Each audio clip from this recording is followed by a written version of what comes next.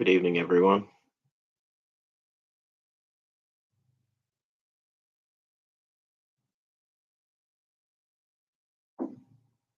I'm glad to be here tonight, and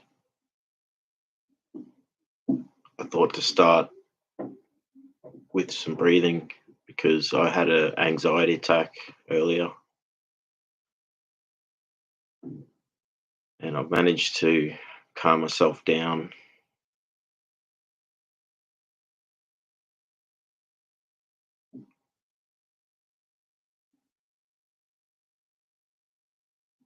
But I wanted to make sure that I was in a relaxed state when I started this stream because I wanted to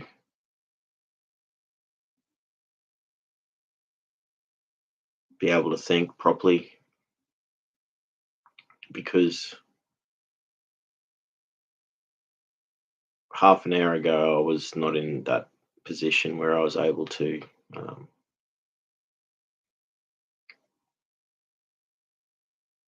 think properly,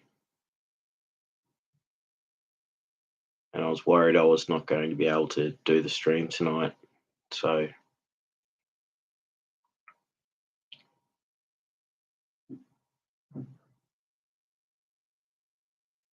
I want to make this a really positive, constructive conversation.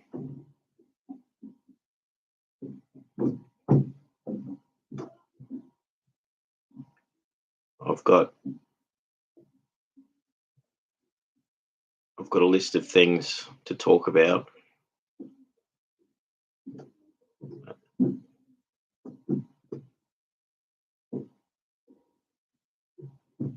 I've been thinking a lot about how I'm going through this process of self improvement, self education, and growth in this period of my life.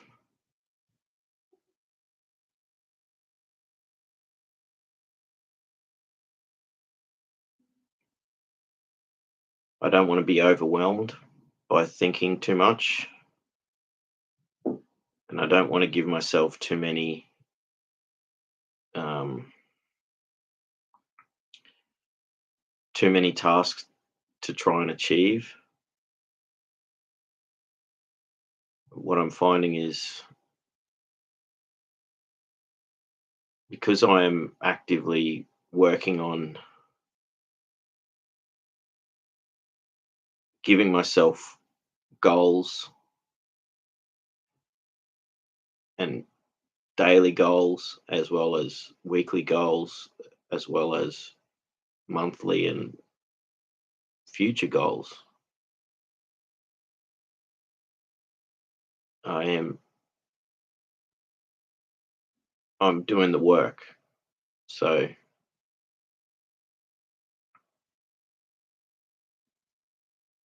what I want to talk about is letting go of the past, working on the present, and looking to the future.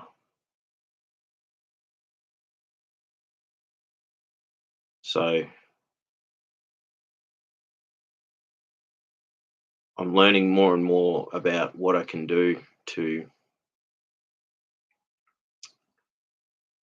process trauma and not allow it to continually affect me.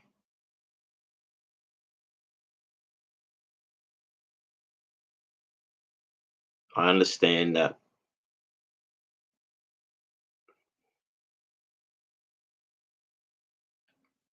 there are different levels of what different levels of trauma. So to focus on managing the things that I can work on will help me a lot, because I know that most of the things I can't really process straight away, and I don't want to try and do the work on these things without having the correct knowledge. I don't want to do it wrong, and then for this to then perpetuate my situation. So I've isolated the really difficult ones that I currently am not getting major flashbacks. So I know that I don't have to work on those things right now. So what I'm trying to do is, as something happens, I I look at it and I decide whether it's something that I should be focusing on or whether it's something I should just not worry about and come back to that at a later stage. So um, in the like when I was going through a really tough time um, earlier in the year, and I was pretty much bedridden. Um, I could only do a few things, and that was whatever care role I could do for my mum, lay in bed and try and get through the anguish and the tough times I was going through. And the other thing I was doing was like journaling. So I was writing my thoughts, and I was writing poetry and doing writing short stories, and they were all to do with what I was going through.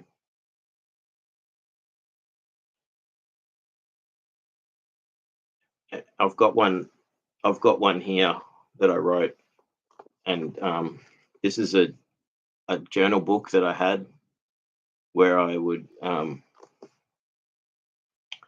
just write down whatever I was thinking at the time, and if I was having a really tough day or I had an interaction with someone, um, or I was having a positive creative thought, I would write it down, and it's really been beneficial for me. So I would start from one end and I'd go through, and then when I get to the other side, I go back through and go back the other way. And so I wrote this about thinking and thoughts. So I called it Thoughts. As the thought enters the mind, stop it, contain it, let it breathe, give it space by stepping back. Before you pay any attention, see if that thought deserves you. Is it any good? Is it worth worrying about? While it is contained, decide to let it in or to shut it out. If it stays, you take it on. If it goes, you pay nothing.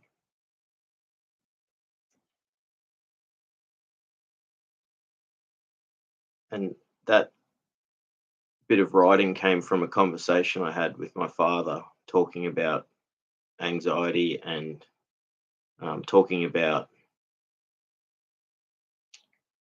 dealing with pain, and when you're overwhelmed with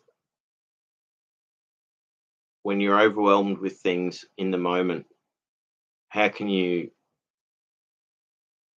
separate yourself from the situation, and how can you give yourself enough time and space to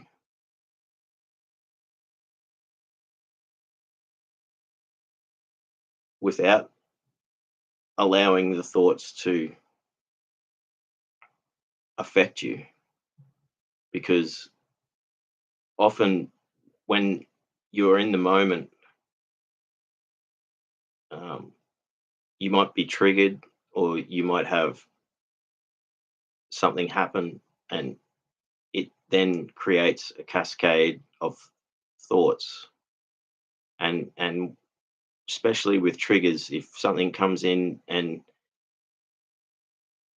it then causes you to go down a series of thoughts based on this initial situation, if you're able to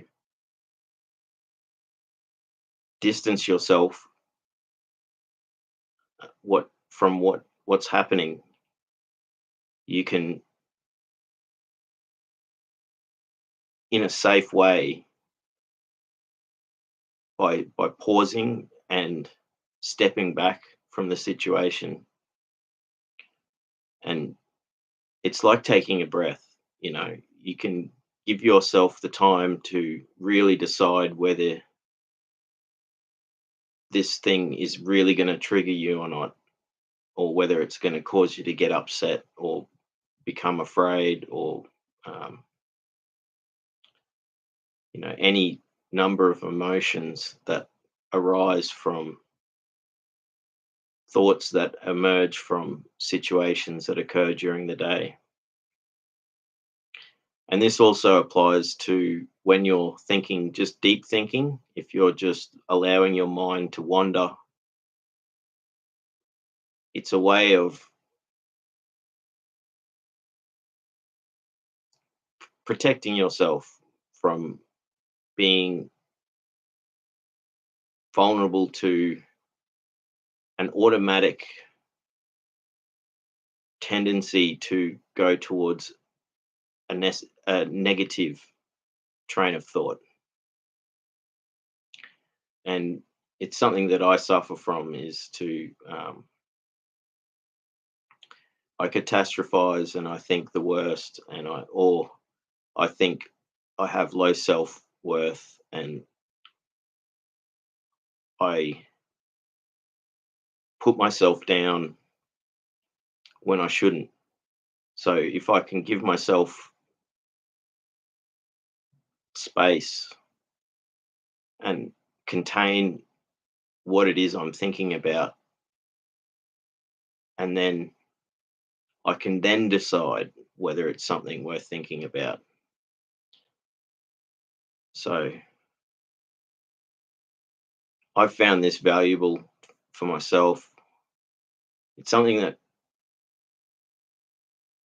you have to remind yourself to do, because it's so easy to become overwhelmed by the power that thoughts have. So I see there's some comments already, and I'll get to those in a minute. Uh, um,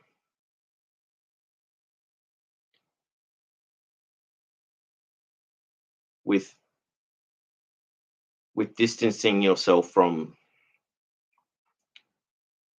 the effect of the thoughts, you're not stopping yourself from going through the process of actually, you're not stopping yourself from thinking, because you don't want to do that, but you want to allow yourself the ability to decide whether you're going to allow those thoughts to continue their effect, because they can go either way. They can go in towards a positive train of thought, or they can go towards a negative train of thought, and both can be constructive. You if it wasn't for having doubt, or perceiving something to be negative, we wouldn't be able to make decisions about things that are dangerous for us, or to our own detriment. So they do have their place. So on the other side of that, being over positive and being um, by by neglecting the fact that there is the negative, then you can actually be creating yourself a difficult situation where you set yourself up for failure by thinking that everything's going to be okay when it may not be okay. So finding that balance in in the middle is what I'm trying to get to, and by distancing yourself from the thought and giving yourself space and time before you actually allow it to have its effect, because it will affect where your train of thought goes. And if you can consciously decide and acknowledge what it is, you then have the choice to allow it to then take its effect. And that's what I was trying to say in what I wrote, is that um, once you do that, if you've given yourself the space and distance yourself, once you then take on the thought, you then have to take on the responsibility of what it brings. So it then can give you power in that situation, because you're already consciously aware of how much it can affect you, and you're aware of where it can go. So at that point, it's up to you then. You have to basically deal with where it goes. And it can be a positive or negative thing. And sometimes the negative thoughts can actually be the thing that saves you from a situation, or it can be the thing that prevents you from getting to a positive place. And I'll use an example where if you if you think I have to, like, I- I'm very fire conscious, so whenever I have a fire, oh, I always worry about it getting out of control.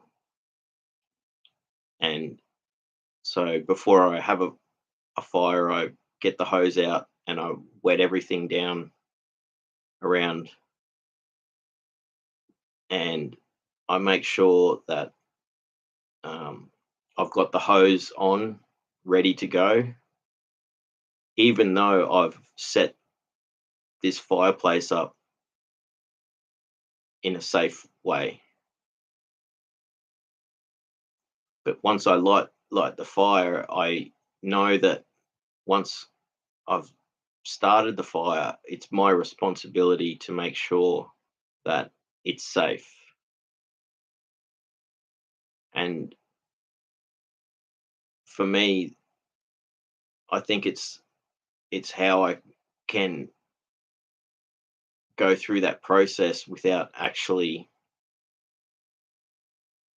I'm minimizing risk, and I'm fearful um, of, because fire is dangerous. So I make sure that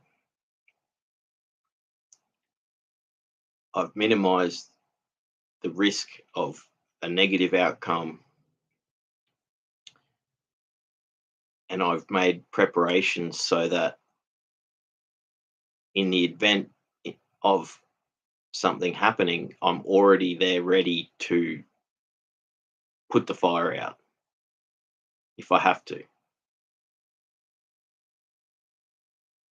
And the beauty of that is that once the fire is started and it's burnt down from its initial, what, because when you start if you have a fire pit or a fire circle, when you first start a fire, it will be um, there'll be large flames because you've put materials in there that are going to burn fast enough and strong enough to actually light the bigger pieces of timber that you want to actually catch alight, because starting a fire is a difficult thing. Once you um, if you do it in the wrong way, it never actually lights properly, and you spend most of your time trying to actually get it started. So you have to use enough fuel in the initial process to get it to light, but you want to do it in a safe way. So you have to find a balance where the initial fuel source is going to create a large flame that's going to then ignite the larger pieces of timber without it without it then being an additional danger. So you're treating something with a lot of respect, and you're treating it seriously. Um, you don't want to have to put out an additional fire just because you want to sit around your outdoor fireplace. But you have to put yourself in that vulnerable position where you may have to you may have to deal with it if it gets out of control. So it's a balance between being in control but allowing something that is volatile to do its thing. And I think that for me, that's something that can, I hope it relates in that situation, because it's something that I do, and I treat fire with respect. And when I have a fire and I sit around it, I spend a few hours basking in its warmth, and I get to watch its flames, and I get to feed the fire. I get to put more pieces onto the fire and I nurture it. If I tend to the fire in a way that is erratic, or if I'm nervous, I can actually put the fire out by doing too much. So when you're thinking, when you're trying to allow your mind to freely think, if you're constantly trying to nurture the fire, you could be doing detriment to the fire and then be putting it out, like I was saying. But if you neglect the fire, all of that initial fuel source that you put in there to start the bigger pieces to catch a light will be burnt out, and you'll just be left with s- smoke and ash, and you won't actually have a fire, and you'll have to start again from scratch. Sometimes you'll literally have to take everything out of the fireplace and start again.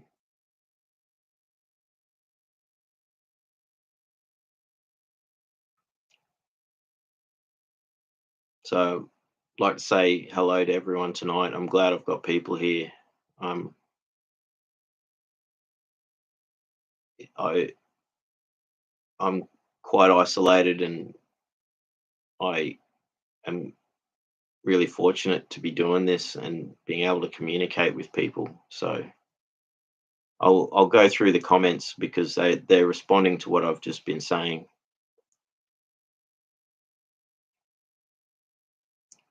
The Red Rose Poetess says, "Hello, I'm a fellow poet." That's awesome. I found poetry a great release and a great therapy for me, and it's amazing. And I think everyone should do it. I think you write nature-based poetry. Your poem is very deep, insightful, and true. Thank you. That's so great. I'm so touched that I've been connected to you through this medium. You go on to say, "I understand what you're saying." So that, thank you again. Whenever I speak this like this, I have a fear that, you know, I, I hope I'm making sense. I hope I'm speaking truth, or it's such a difficult thing to just speak your mind without having a script, or and I guess poetry is that, like, when you write poetry, it flows. You don't write a plan. You just start writing, and then when you go back over what you've just written, you are able to go, that really does make sense. And sometimes when you're writing poetry, you don't necessarily realize how much it actually means until after you've written it. And that's what's so powerful about poetry, is that I think it's such um, a powerful medium, and it's something we can all do. All we need is a piece of paper and a pencil or a pen. And some of my poems I've written in my head, and I've learnt them and recited them in my head long before I've written them down. So you don't even need a piece of paper and a pen, but having that is all you need. You know, have it. It's such great therapy, and not just therapy. It's nourishing. It's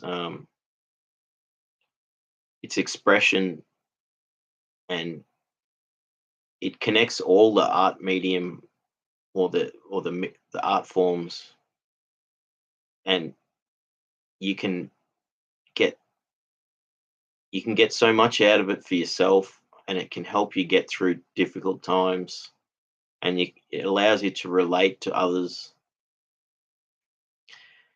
And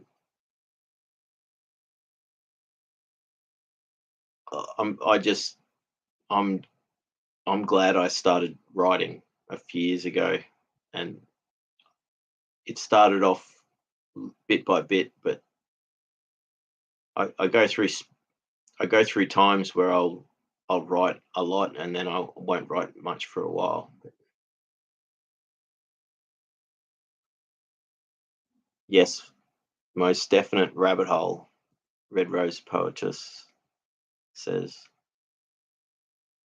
"Yes, I'm a deep thinker and feeler." That's it. So when you think deeply, and you have these, and you're a feeler as well, so poetry is probably the best outlet, because you can you don't need to worry about the other art forms. They're just different. And I think with poetry, it can be a single line. It doesn't even have to be long. um, there's so much power in it. And one great thing I find from it is writing something and then going back and reading it again months later, and really getting something from it at that point. And once you've put that energy into what you've written, it's really magical. So, um, poet, the Red Rose poetess says, "Yes, you're most worthy, very most worthy you are." Thank you so much. Thank you. Like I, I, that's such a high comment, high, high praise. Thank you. And I suffer self doubt, so hearing things like that really means a lot to me. Ultra Hayoka's here. How you going, mate? Oh, I almost missed you. That's what you just said. Thank you. Well, thank you. You're here, mate. And I've only just started, so I'll keep chatting for a while. I'm glad you're here, and I watched your last video, and you know, it inspired me to do some cleaning at my house, and it made me think about things. So I think you're a strong person, and I think you're dealing with a lot of things, and um, you've got a you've got a good outlook on how you can find time for yourself as well, like finding things that give you joy. So yeah, I'm gonna watch more of your videos as time goes on. The Red Rose poetess. Sorry. Yes, thoughts can completely overwhelm. You're so right. If one can learn, like you just said, and you took the words right out of my mouth, to find a balance there in the middle. That's awesome. So I think that's what I was trying to say with that poem. And you know, it's it it can be something that can be like a toolkit, or something that you can to use it when you need it, and use it in a positive sense when you're wanting to do the deep thinking. And you can also use it when you're in the moment, when something happens and something's triggered you, or made you upset or anxious, um, or hurt you. And you can then find a way to balance it out, and you can make it less.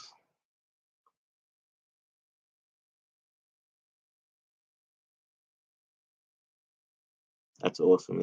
I'm glad there's people here in the chat. That's great, poetess, that it just popped up on your screen, because yeah, you're a fellow poet. And um,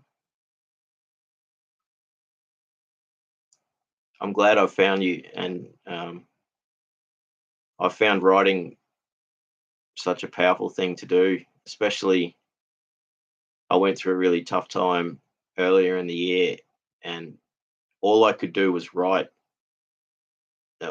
Even if it was for a few minutes a day, it's what got me through the day. And I yesterday I went back through some of these things I wrote, and it really made me feel like I'd persevered through something. So it's such a powerful medium. I think more and more people should do it. Like, don't be afraid to pick up a pen and paper and write your thoughts down. with poetry, it doesn't have to rhyme. It doesn't have to even like it doesn't have to be grammatically correct. There's no real rules to it. You make the rules, and you can use it for your own purpose, and you don't have to share it. You can share it if you wish, and that's great.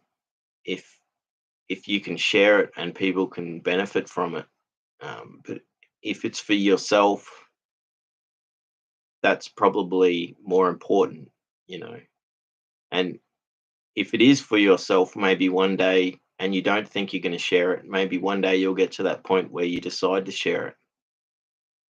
So um, I I had I'll go on with like I I had some friends I met a couple of years ago, and they encouraged me to go to a poetry night, and um, I got up on stage and I actually read one of my poems, and I've got anxiety and I have a lot of difficulty being in public, and this gave me the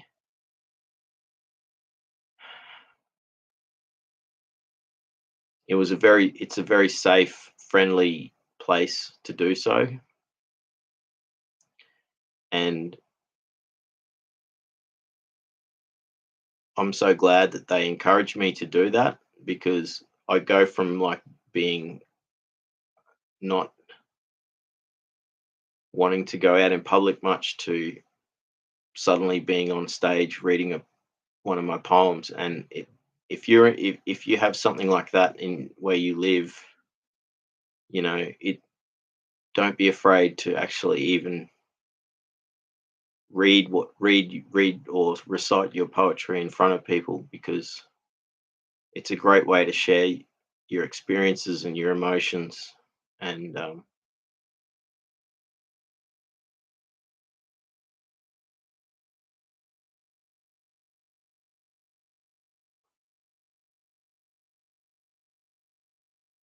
thank you, poetess, for your kind comments. That's I'm glad. And anyone who watches this stream, they'll hear what I read at the beginning. Poetess says, I don't post on my YouTube channel. I just use it for looking at amazing content creators. I've posted some poems on my Instagram. I'll look for you on Instagram. Um, Although I haven't posted any poems on there for a while. Well, that's okay. You can have a spell where you don't, and then you'll come back to it. So I'll hope to find you on there and read some of your poems. I'm glad we were able to connect tonight. Um, Ultra Hayoka says, I'm on my weed withdrawal as per usual. So, but I managed to be productive. I'm working on some short videos. I'm really grateful for your words and encouragement, Luke. I also read your comment. Thank you, mate. Like, keep keep doing what you're doing. Like, you've got a lot that you're working through, and it might not sound like you're happy and positive about things, but it really does show how much strength you have because of what you're doing. And you know um, you'll be you'll be right in a few days after the um, once you know if you smoke a lot of pot and you stop smoking, it only takes a few days to withdraw, so you'll be right. And from what I've understood is that you you, you do go through sobriety from smoking a lot, you know So you know how to deal with it. And once you're clear for a few days, then you'll be back. Poetess says, I use Instagram as my creative outlet where I post favorite music, the art of other creators and poems. Well, you can find me on my bio here on YouTube's got my link to my Instagram. So if I can't find you, you can find me. And that's awesome. Like Instagram's a great way to find people, just like YouTube. We got to find the best parts about social media and find people that are like-minded, and we and support each other. So um, I was on Instagram years ago, and then I stopped my account and I started up again, and I don't post much either. Um, and well, I haven't for a while. Um, but I find um, it's a great way to connect. And I need to actually do what you do, is like I'll start looking for poetry on Instagram, because I think, you know, things like Facebook, there's no real poetry much on Facebook, you know. Um, Hey Ultra says, I used to read some dark poetry on stage, but I feel I manifested some awful things into my life. So you used to read on stage too, you know. That's great. Like, you don't have like the beauty about being a poet is you don't have to publish your work. You don't have to read on stage. You don't have to share it. You can just write it and still be a poet. Um, and I understand what you're saying there, Hayoka, that, I write a lot of dark poetry about, not necessarily like pain, like I talk about pain, but I don't always share those, but I have shared some of my really painful poetry, and I felt like, is it, and even the last time I actually got up on stage was I read a poem that was really, really, it was heavy, and I felt like, did I need to actually say this to these people, in front of these people? But then I thought, well, most of the other people there that night were saying some heavy stuff. So, and I understand what you're saying about whether you're manifesting negativity in your life. Somehow I think you can find a balance with that, is that you can talk about heavy topics or dark topics,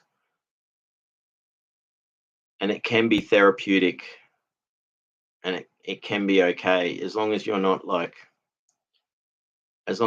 going into the really, really dark stuff. Like, if there's some form of therapy that you can get from it, then, you know but if it was causing you harm, and it was a smart thing to pull back from. But maybe it's so good to be able to it's such a good therapy to talk about what you're going through, because if you're going through difficult times, like, you have to write it down. And if you can make it into a poem or a short story, then do it. um, but I understand, you know um, having the thought to, like, um, do less of it.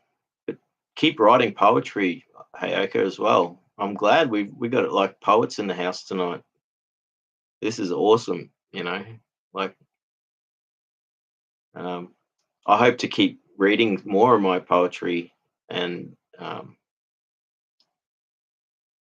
never thought I'd actually be doing this like years ago. Like I used to write song lyrics, and then I didn't for a long time, and then I got back to it, and then the power of it, and I've written some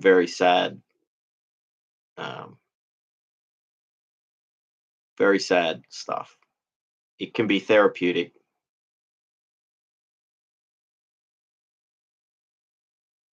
Hey, Marina, thanks for you.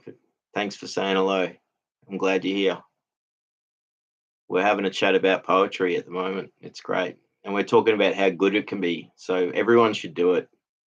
Everyone should like get a pen and paper and write your thoughts. It doesn't have to rhyme, but if you can make it rhyme, make it rhyme. Um, it doesn't have to be long, but it can be long. Like it can be happy or sad. It can be both. You know, that's awesome, poetess. We'll find each other on Instagram. That's awesome. Erica says, "Thanks, Luke. It took a lot of courage to speak about trauma of the golden child, breaking the stigma. It's my mission now. Thank you for your comment. We'll see. Like even talking about that, like get and the fact that you've done that on stage, like I can understand um, how difficult it is to get up on stage, and I find I'm still amazed that managed to do it. I've done it 6 times in the last 2 years, and it's only because my friends encouraged me to go to this poetry night, and it's a very friendly place, and it's most of the people who go there are um, it's so diverse. It's like people from all walks of life, people who've been through a lot of difficult times, and it's amazing. And I think the balance too, from what I've seen from when I've gone to these poetry nights, is that it's such a it's like a cleansing thing. Like you feel better afterwards. You feel people have had a chance to speak and talk about their most um, intimate fears, or things that have troubled them, or even their fantasies.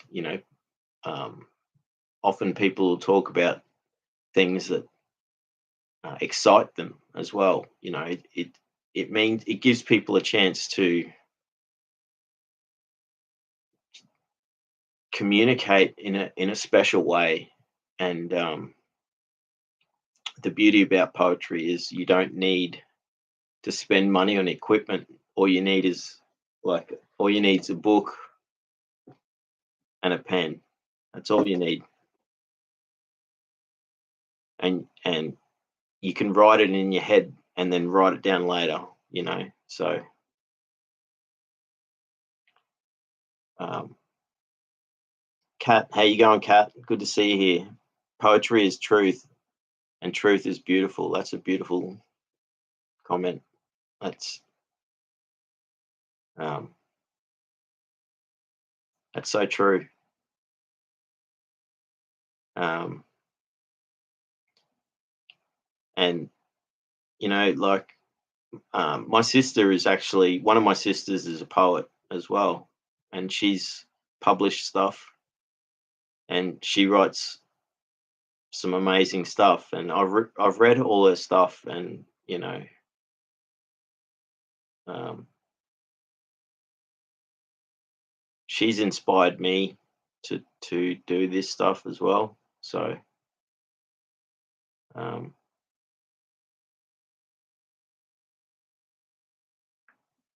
I've also always written creative stuff, but like I just want to acknowledge that because um, she's really made it her. She's actually made a career out of it in a way. So um, it is such a powerful medium. Um, like the reason why I read these comments out as they pop up is that it's a great way to communicate back, and also in case the chat doesn't appear in the stream, it means that whoever is watching this video is able to hear what's going on in the conversation. And I can't hear what you're saying because you're writing it, and I'm the one who's sitting here talking. So that's why I do this. So, and I won't necessarily read all the comments, especially if someone's talking to someone else in the comments. So um, just clearing that up. Poetess says, with my poetry, yes, it is therapeutic for me. The kind of writing that I do may definitely seem like where everything is just too rosy per se. Yeah, I see what you're saying. Like, um, you can put like you can, and that's sort of like bringing things back into balance. Like what we were talking about earlier is that um, when you see a flower on a stem, it's beautiful, but then you realize that um, it might only have a day or two before the petals start falling off. So it's appreciating what's there, but acknowledging that it's only going to be there for so long, and then it will be it won't be a flower anymore. It will be falling apart. But then you can know that that then becomes the seeds for the next plant to grow and sprout new flowers. So you can look at things in a way where you can see the sadness of decline, but you can actually appreciate it in that moment. It's not like you're focusing on negative things. It's like you're seeing how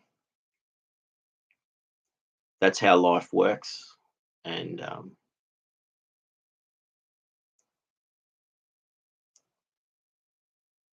Poetess says, because I write about uplifting positivity, inspired thoughts. Yeah. Well, I I think maybe I sort of misconstrued, but I understand what both of those things are. Is that having writing positive, encouraging poetry, I think is the ultimate goal, even if it is a little bit sad. So you want to make it so that you can feel from it, you can get emotion from it, and take away from it like a happiness, and also encourage. It gives you a chance to encourage positive growth, or it gives you a chance to take a difficult situation and then to um, see the beauty in things. Hayoka says, for a period in my life, I was hesitant to even say anything because I didn't want to manifest bad stuff. Lol. That well, that's that's something to talk about because we do self-censor our thoughts and we self-censor what we and if you're going to write things down, then you're going to think seriously about what you're writing. And if you are worried about manifesting negative situations, you know, it can be beneficial to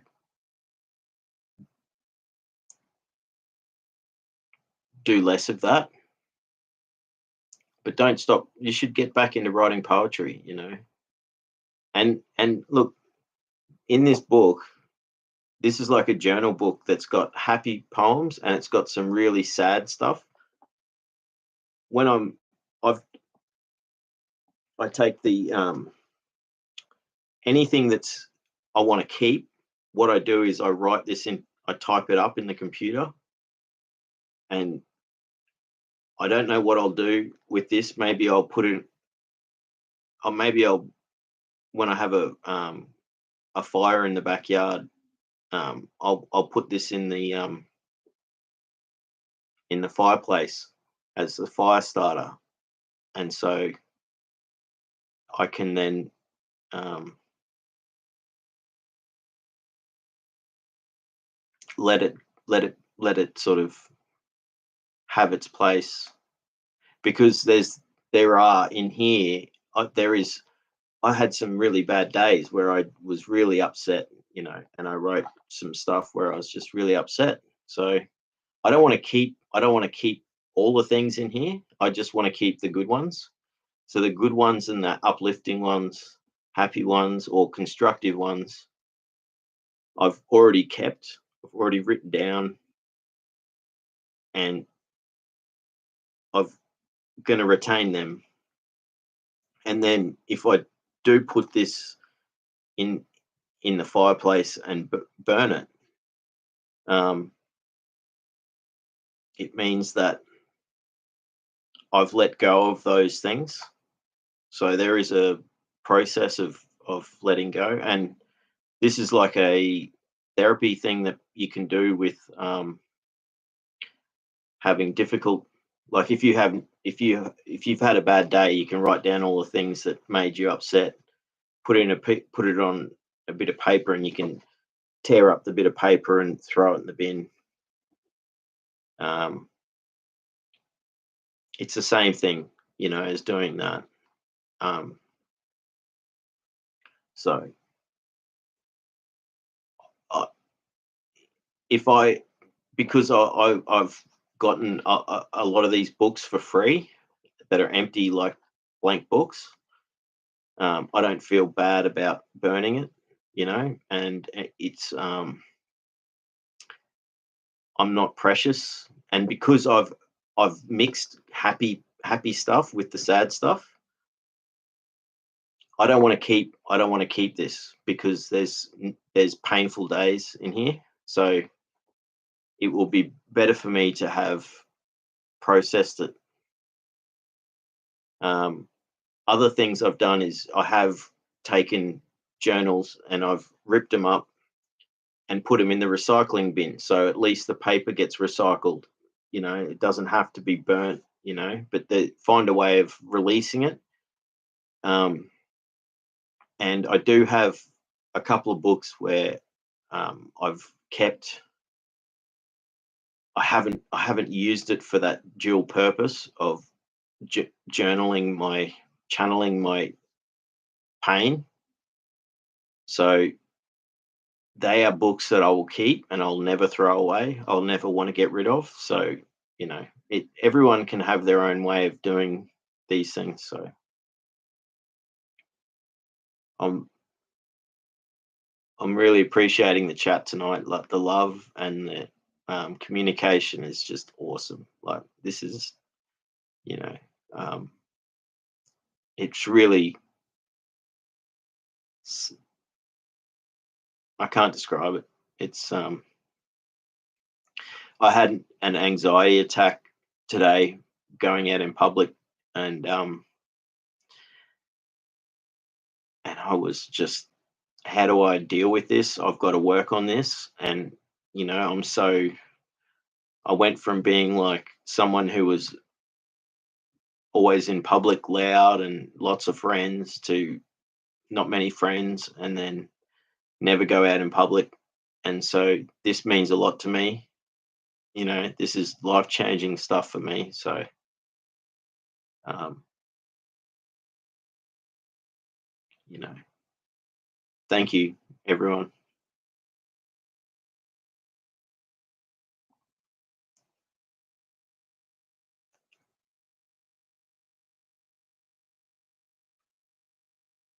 I'm just reading the comments. The poet just says, I love what you just said. You completely understand my poetry without having read any of it. Well,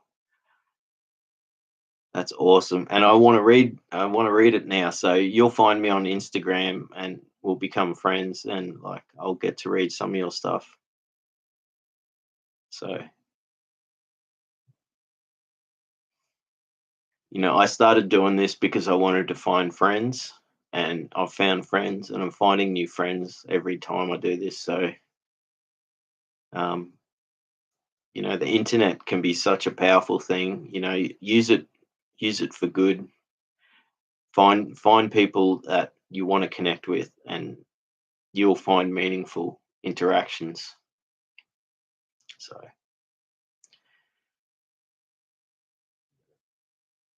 Hayoka says, that was my spiritual bypassing phrase, false light teachings. I think you're referring to, um, just keep writing the poetry, Hayoka. Like, you know, it's good. And, you know, you were saying you told me how you didn't, you some of it was too dark. That's okay, but you've got a positive outlook on things. So, one thing I found is writing poems about your day. Like, it doesn't, like, you'll um, find the insignificant things that might be mundane and talk about them, because that's still powerful. Poetess says, yes, I like to share love and light with the world through my poems. All poetry can be so much needed, because every kind of writing that the poet makes can really have an impact and be of use. That's so true. And that's why I think it's timeless. And um, we have sayings in the world, and you know um, proverbs, sayings and proverbs, and they are condensed poems, and they are of use. And the beauty of poetry is the ambiguity. Is that I've written I've written a poem, and then not necessarily knowing what I was trying to get at, and then I've read it again later, and then realized, wow, that actually means something different now. And that's the beauty of it, is that as you know as you read, as you write, once you've written it, it's free. It becomes its own thing, and it will adapt itself to the situation. And it is common experience. So people can write something from hundreds of years ago, and you can relate to it today. And that's something special as well, because things, even though we live in this modern age with technology, things that matter are still the same. Um,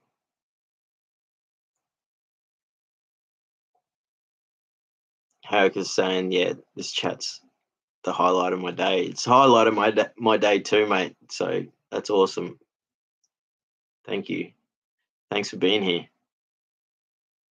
The poetess says there's much authenticity and vulnerability in this chat room right now.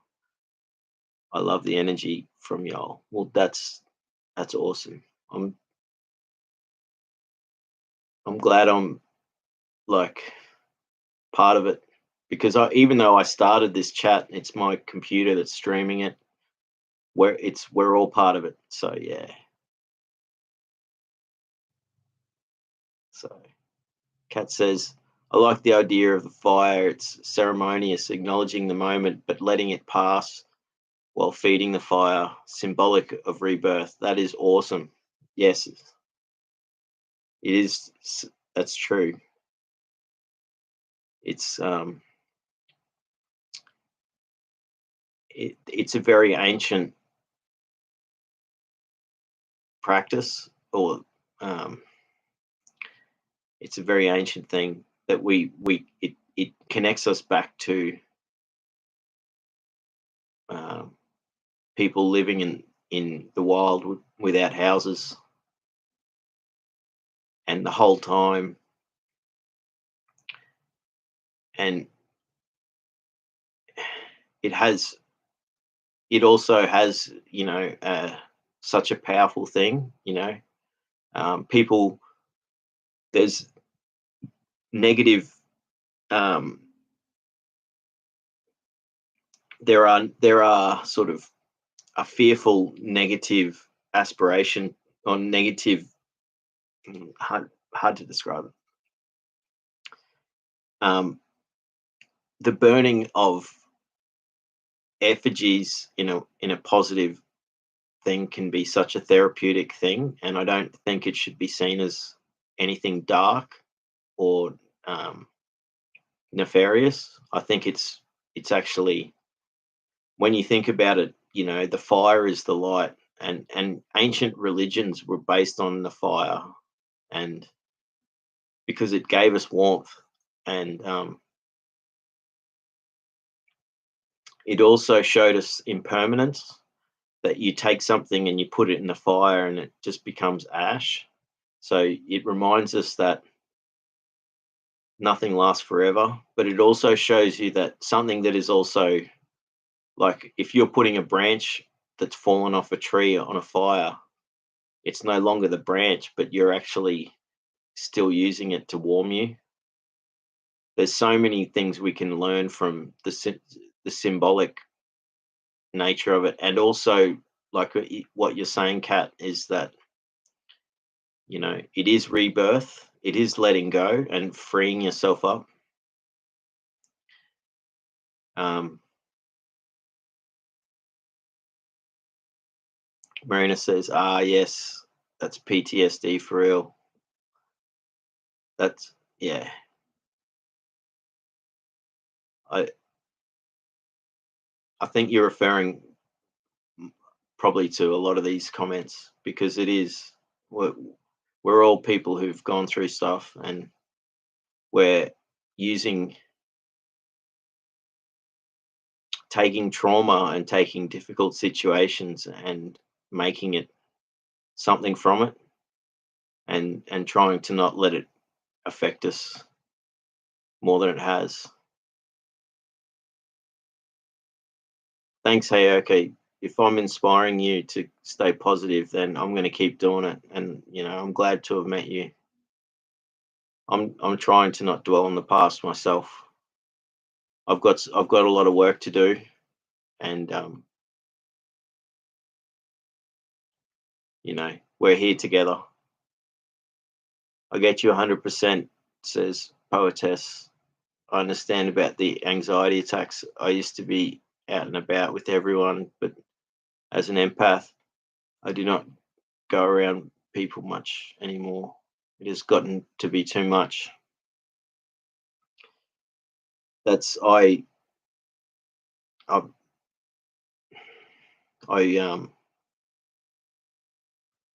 I'm f- that's it.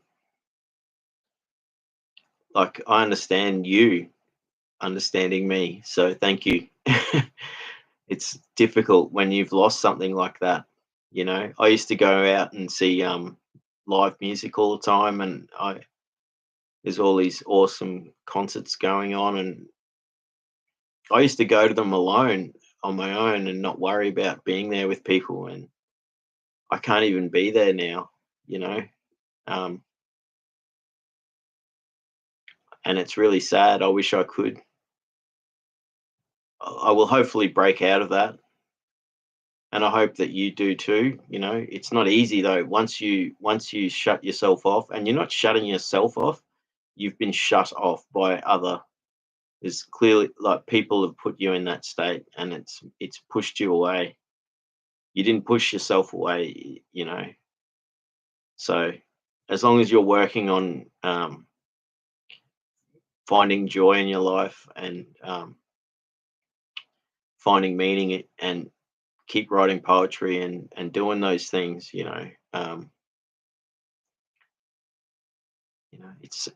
but it is sad and it's painful, because everyone else is having a good time, everyone else is doing things, but you're stuck at home.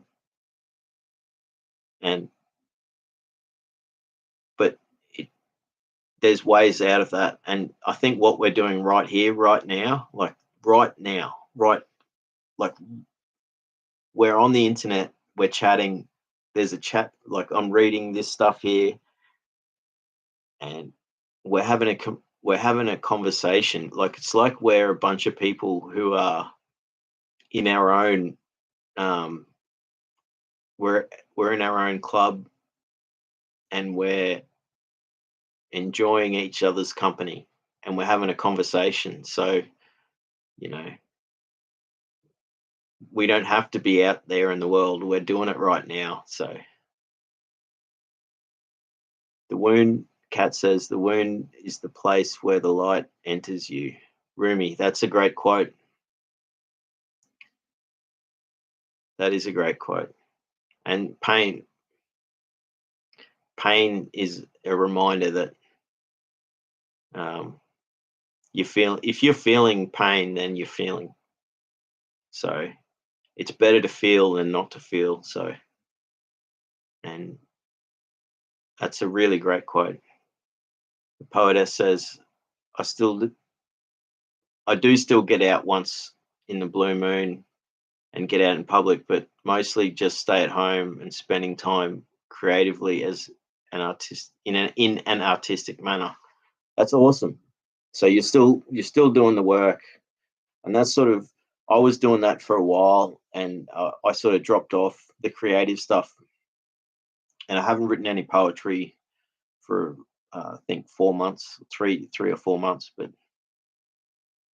um, this has inspired me to actually go through, and I'm going to maybe read some of my short stories on stream, and poetry, and share it, and it'll inspire me to keep doing it again. And I want you to keep doing that. And if you can get out once in a blue moon, that's all you need, And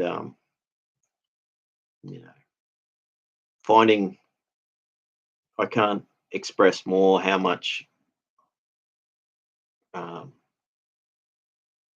I'm feeling from having this communication and this conversation with everyone now. So Hayoka says having complex post-traumatic stress disorder can really humble you, and you can learn to appreciate and be grateful for even the smallest things in life, and then add up and create momentum. That's a great comment, because you take what's been, you, what you've had to endure, and it opens you up. It gives you more. You see more. Um, you still have to deal with more pain, but then, it can give you that impetus to create, and get momentum. my big thing is I lost momentum, so I'm trying to get momentum back, and that's why I'm doing this. Like this is encouraging me to actually break out of that because I had that. I was like bedridden for like almost 6 months, and not completely bedridden, but like I'd lost all my almost complete momentum, and I'm slowly getting it back. It's that 1% thing, and I've talked about the 1% thing before, and I'm working on it like that way. Just if I can do 1% per day, you know, I'll get there, and I don't have to get to 100%. It doesn't matter about you don't have to achieve everything. It's finding a balance.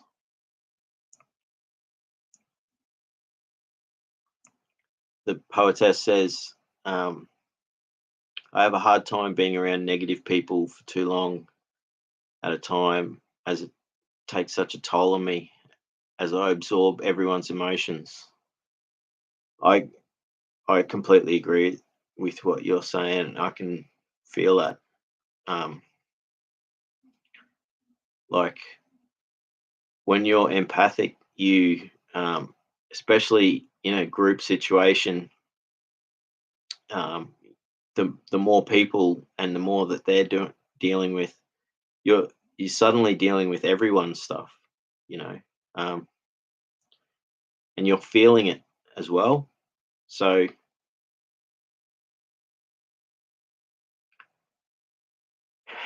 it's hard.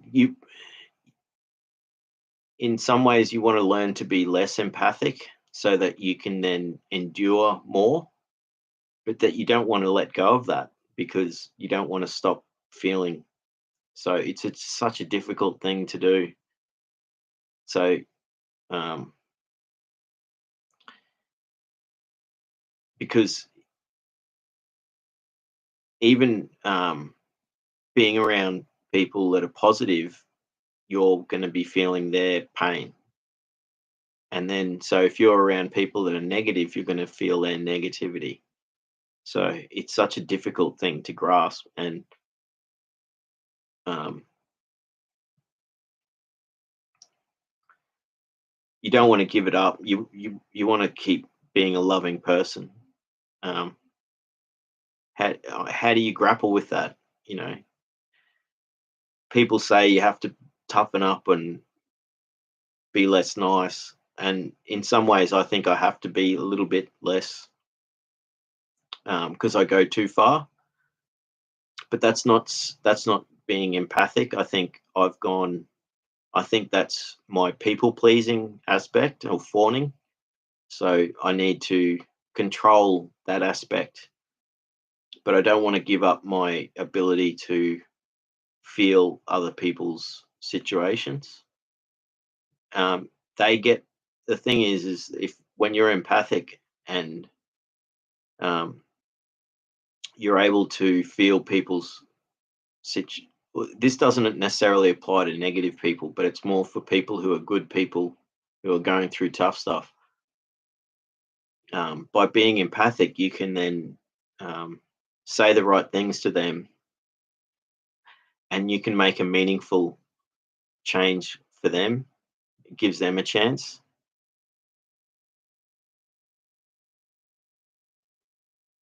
Poetess says, I only have like seriously just a few people in my life whom I consider a friend.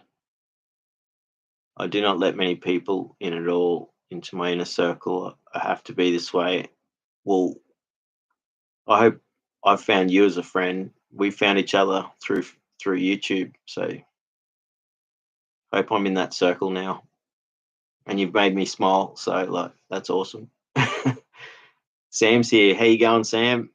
Good to see you here, mate. Yeah, burning bush. That's going back to the fire. The fire is sacred, That's why it was such an ancient thing, It's letting go, the there's something powerful in it, you know. Um I try not to like go too deep into anything religious here when I'm talking about stuff, but I study ancient religions and um, belief systems and stuff, and you know, the burning of having a fire is sacred. Um, it is sacred, and it's warmth, it's food, it's energy, um, and it's cleansing. It's pushing and letting go. Um, it shouldn't be seen as something that is. It should be seen as something as positive. Um, and that's why I think, I'm gonna. This book is filled with. I had some really tough days in here where I was just writing my pain, and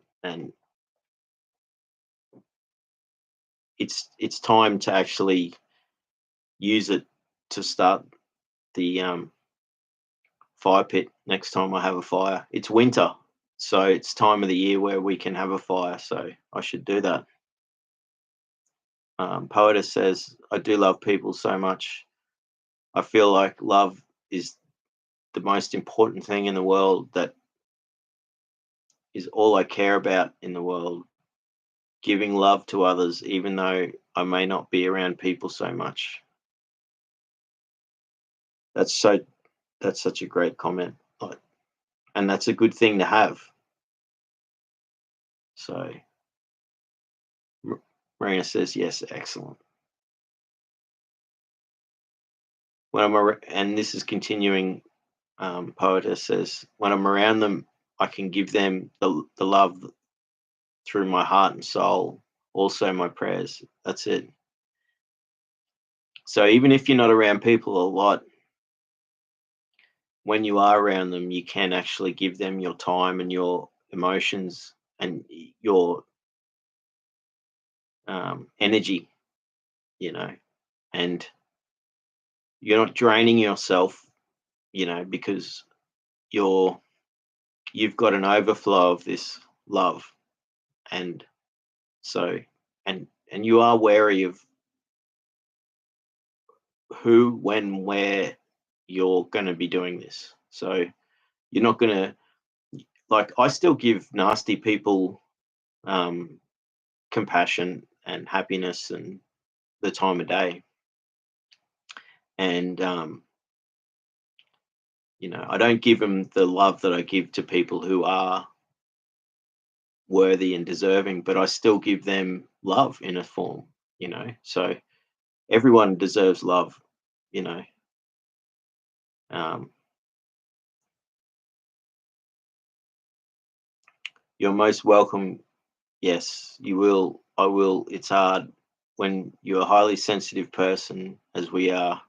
We feel life deeply, deeply, deeply. Yes. And Marina says, "Yep, that's it."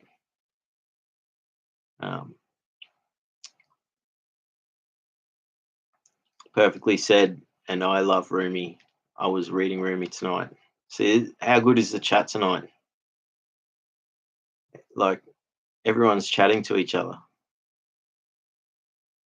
You know, I'm just reading out the chats that like, we're having chats with me, but we're also chatting to each other. You know, um, obviously, if it gets too fast, like, I can't keep up, but that doesn't matter.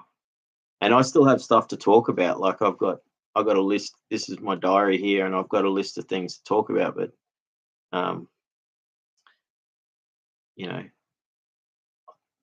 I'm we started a conversation now, so we'll just keep this going. Poetess says, just take it day by day. That's the best way to look at things. I miss out on things, and not every day is um, productive. But you take it day by day, and, like, you catch up. So Poetess says, "Yeah, I want to take away their pain. Yes, it's hard to balance. Some say it's a blessing, some say it's a curse. For me, it's just my life. It's all I know. I'm just me. That's it. So I think we're all empathic people here, and we do take on the pain of others, and we take on additional things. So thank you, Poetess. Yes, you are my friend. Thank you. I'm glad we've become friends. See, you can become friends with someone the moment you meet them, you know. And we met per chance. So it's great. You know how all of us here is in the chat tonight, we've talked about real things, about meaningful things, about things that matter. One can go years at a time being amongst others and never share that kind of insight and inspiration. That's a great comment because, I think things take time and place to emerge, um, like a plant, like um, a seed falls from a tree, and then, like, if it's not the right place, it's not going to it's not going to be nurtured by the sunlight, and it's not going to naturally grow into a thriving plant. And it just happened to be that there was the right amount of sunlight and the right amount of rain and the right amount of soil, you know, and we found each other tonight. Um, I'm gonna have to like break for like 1 minute and go to the toilet because nature calls, and I think this chat's so awesome that everyone can keep chatting, and I'll come back and we'll keep this going. But thank you so much. This is awesome. I'm I'm sitting on my bed, by the way. That's why I almost fell over. I'm sitting on my mattress in my bedroom.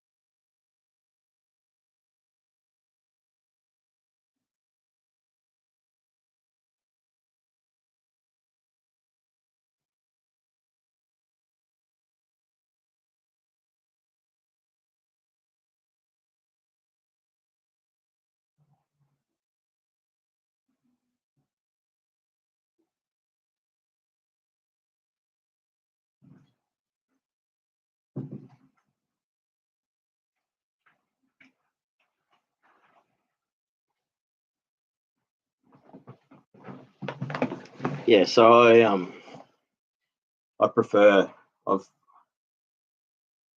I prefer just sleeping with a mattress on the ground. I'm like I started living like that um 10 years ago maybe, and I just prefer it. Um I do have a chair over there, and I'll probably do streams sitting in my chair. But the chair I have is actually a chair I made, and it's actually a chair that sits on the ground. So it's like, you know, it's just me. Um, but yeah, I can't sit up. I can't stand up quickly while I'm sitting on a mattress. It's dangerous.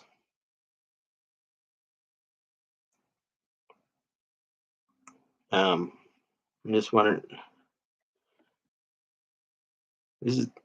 I'm having so much fun tonight. It's it's fun because I don't get much fun in the world, and meeting new people and communicating it's pretty special.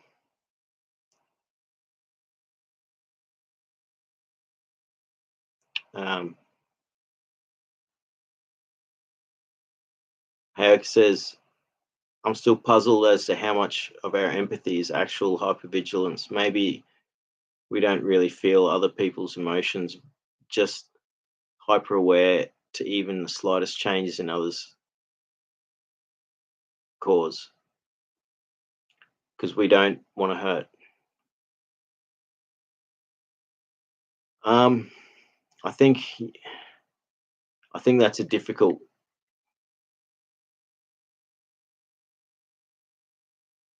That's very difficult because it's. I think it's halfway between both. Um,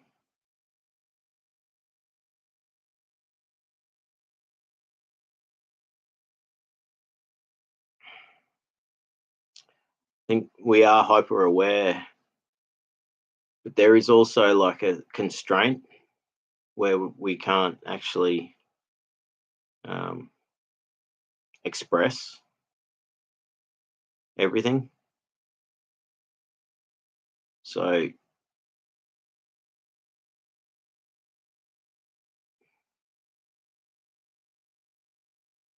and we want to try and like, there is a certain amount of like not wanting to hurt other, like we don't want to hurt other people. So even at times when we should say something, we don't. Um,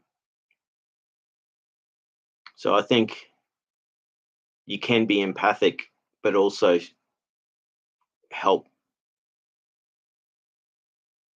um, situations by like saying the right things, and they don't. Those things aren't always going to be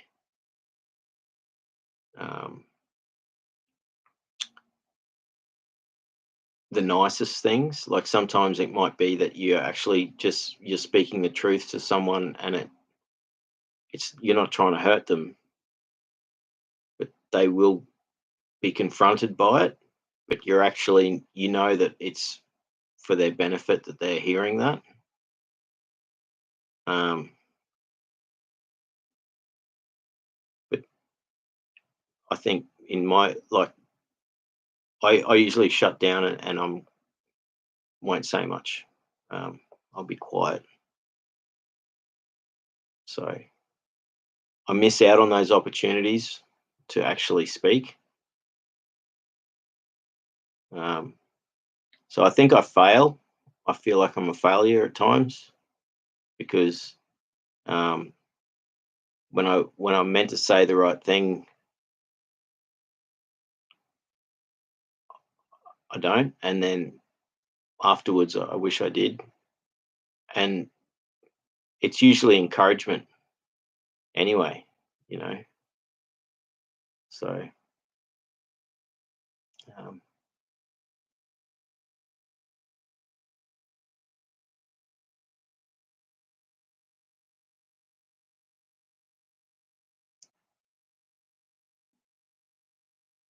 Poetess says most people once they meet me, they either run away as fast as they can from me, or they really want to get to know me really well. Well, I want to get to know you really well. I'm not one of those people.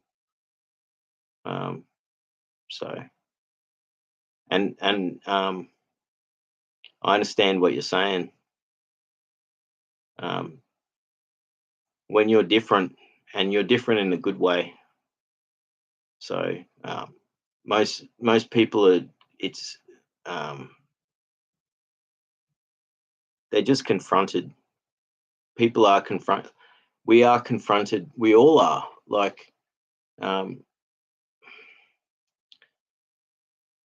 sit, situations of communication or like interactions are confronting, and um, it's almost like people try and find a way out of the situation. And so the easiest thing to do is to like small talk about the weather, um, you know, um, or talk about what's going on, something that's happening right now, rather than actually talk about what's on people's minds. And you can find when there's someone who's really switched on, they'll identify what you're going through, and they'll actually speak to you in a way where um, they're not going to make you feel uneasy. They'll help answer the question that you've got, or they'll help answer a question that we all have, you know, and that sort of small talk is great. You know, when you meet someone and you, it's like out of nowhere, like you'll say something and it's profound, and you didn't even realize, you don't know where that how it how that came to be, that those words just appeared, but they were the right words, and they were the right words at the right time. Um, they're those are magical moments that I I I think that those things happen because of the right time, the right situation, and the fact that you've got people that are switched on and aware, and they're in the moment. So, um, and they happen naturally. This is the thing, that they don't happen. They're not forced. They just happen, and those moments are magical. Like, and they um, when that happens and you experience that, it's like special, because it's the total opposite of disregarding or distracting from a situation. It's like the person's engaged enough to allow the words to just emerge, and they became the right words because um,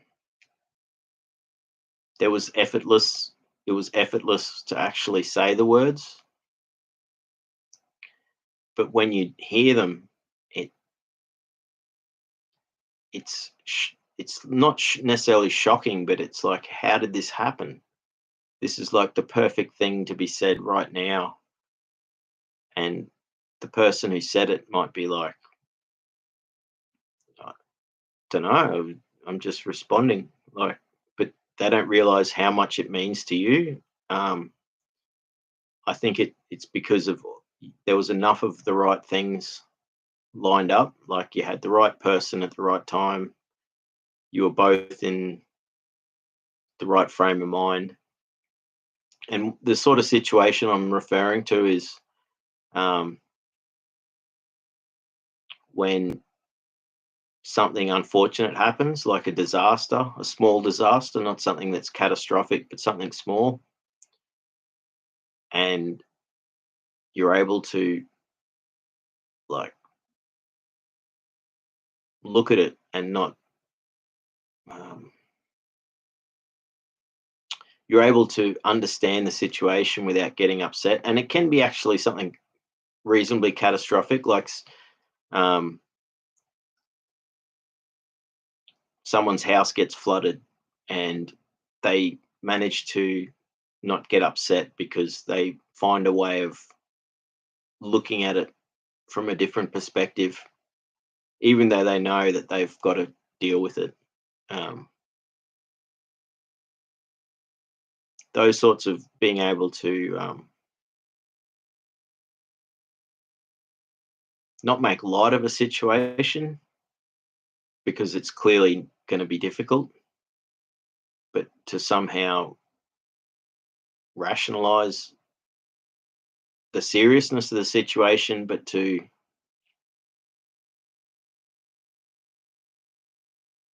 appreciate what you're going through. It's such a hard thing to describe, and what I'm trying what I'm trying to describe.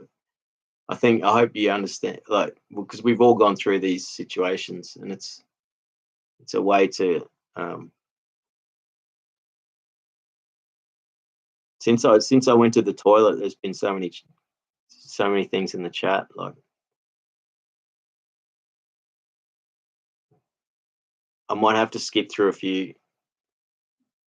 Um, but the poetess says, yeah, it's this is very special to just be able to hang out and talk with others about life, and just ordinary things about wonderings of life, what it's all about. Well, thank you so much. I'm so glad that uh, this is happening right now, because we do live in the moment. And in fact, um, my I had my list for tonight was like, letting go of the past, working on the present, and um, looking to the future. And like, this is all of those three things. We've been doing all that, and I don't have to be talking about my own things that I've been going through, because it's amazing. Like, it just all falls into place at the right time. And the best conversations are that, like, where we talk about life, but we don't really talk about it. We talk about the commonality. We talk about what we share. And we talk about the little things and the big things, but we don't dwell on things at the same time. And we keep the conversation moving. Like, the conversation's been like jumping around all different stuff. So, you know, they're the best conversations. And, often those conversations you only get to have with people you've known for a long time. Sometimes, well, not always. Like, you can have these conversations with strangers, and that's what's happening now. But we're not strangers anymore. We're friends. We've become friends. And once once you once you establish a connection, even if we don't speak to each other ever again, we can remember that great conversation we had. But I'm sure we're going to keep having conversations. I think once you start a conversation, it keeps going, and you can actually then slowly talk about more, um, specific things, or go deeper into concepts and things. Um, Poetess says, because how, like, when you're with someone, our society is numb to really actualizing and understanding, or even acknowledging feelings and thoughts. That's so true. Like, um, humans, with our normal conversations, we are, well, we're numb already because of society, and like, um,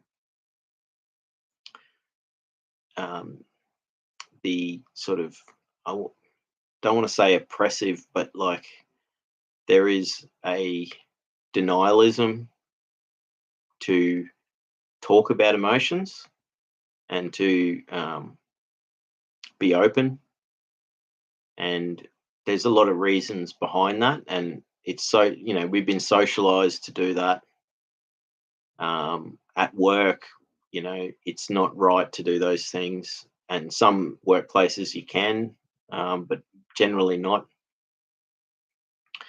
And some family structures can be very much stringent like that, where, and then obviously, we're conditioned be to repress ourselves and repress our emotions, and to not speak. Um, but it's such a freeing thing to just speak your mind, even if like you're not speaking about much, you know, like we're talking about topics that are almost intangible, that we're talking about, like, so you have one person's here, one person's here. We're talking about the space in between the people and the back and forth between, and what it is, even that we're talking about. So we're looking at whole. It's like, when you. It's like a flashlight analogy. You're shining a flashlight on something. You're not going to see anything. Everything around you is going to be dark. You're only going to see this thing in front of you. But what we're doing is we're talking about how when you move the flashlight around, it reflects off like things and shines light in different places. And when it does that, it does these amazing things. Like, so it's like we've opened up like whole new things to talk about, which is awesome. Like, you know, that's a great thing, and I think we need to do more of it. That talking about talking and communicating in a way where um, we're not over analyzing things. We're just talking about them, and we're recognizing them, and we're seeing them, and respecting and appreciating the little things, and also appreciating the bigger picture as well. Aoka says, as soon as I thought I'm a failure appears, I remind myself that is not my fault. Pete Walker. Yeah, I've um, I've been listening to his book on the audio book, so I'm like chapter 3, I think now, and it's pretty amazing book. Very heavy. A lot of you go through a lot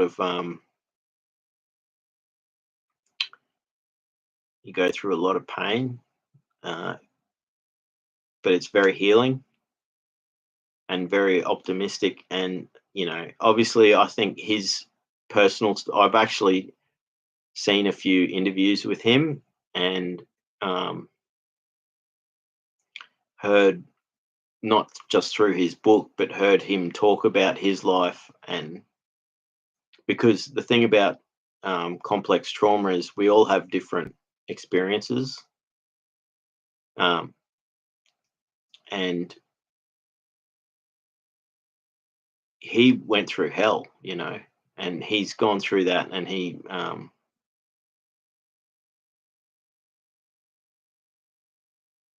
sharing his results with us all, and it's a great thing.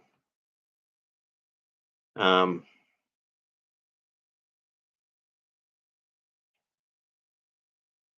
I'm just a little bit, just because that's something I'm not reading his book at the moment. I'm listening to the audio book, and it is confronting. Um, he went through um, a lot of abuse, and I had different traumas. Um, I'm lucky to have um, family that are good, um,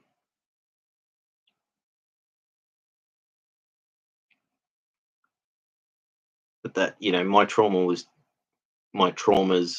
plural, were different. And his books centered about his story, and it's very confronting to hear the things that he went through, but he actually uses it all in a productive way. So um, I look forward to completing the book. Um, Poetess says, I see, just remember that we are only human and we're doing the best we can. That's it. Like, you know, I'm doing the best I can, and I have regrets. I have failures. Um, I've wasted opportunities. Um, I've wasted time, but I can't take any of that back. All I can do is move forward now and um, look at my faults and actually look at. I mean, that might not be the point you were trying to make, but I'm just reflecting on myself here, um, because I'm at a point in my life where I'm wanting to really heal and move forward, and I have to confront all of these things. And I have already gone through a lot of acknowledgement of my that I wish I was able to. I wish I knew these things years ago, where I would be in a better place now, but I can't dwell on that. And also, I think also with your point is, we are only human, and that helps us empathize with other people. We can see that, um,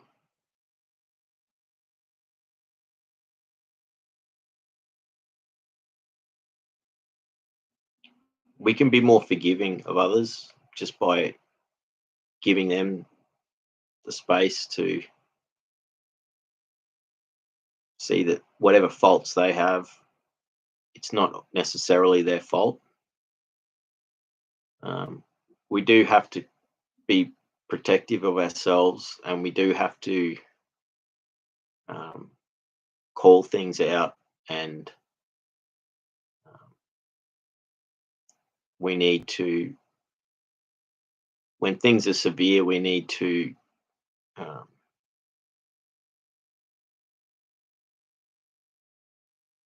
either get away from the situation or try and rectify the situation. But for smaller things, we can just let them be themselves and not worry about them. It's hard to do when you do overthink things or you take things to heart. And I do that. Like, I take things, especially like I take things, sometimes I take things too personal, and I should like not do that so much. But at the same time, I also give a lot of liberty to other people for their actions. So um, I think finding that balance between protecting yourself and giving allowances to other people. I think trust is something that emerges from that, because you can only one. It's very hard once you've lost trust in things, and you can either put up such a strong guard you won't actually um, you won't be able to.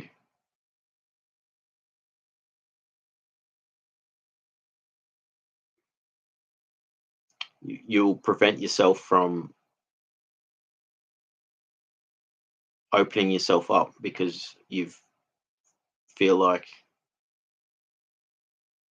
once you've lost trust in one thing, then you're not gonna.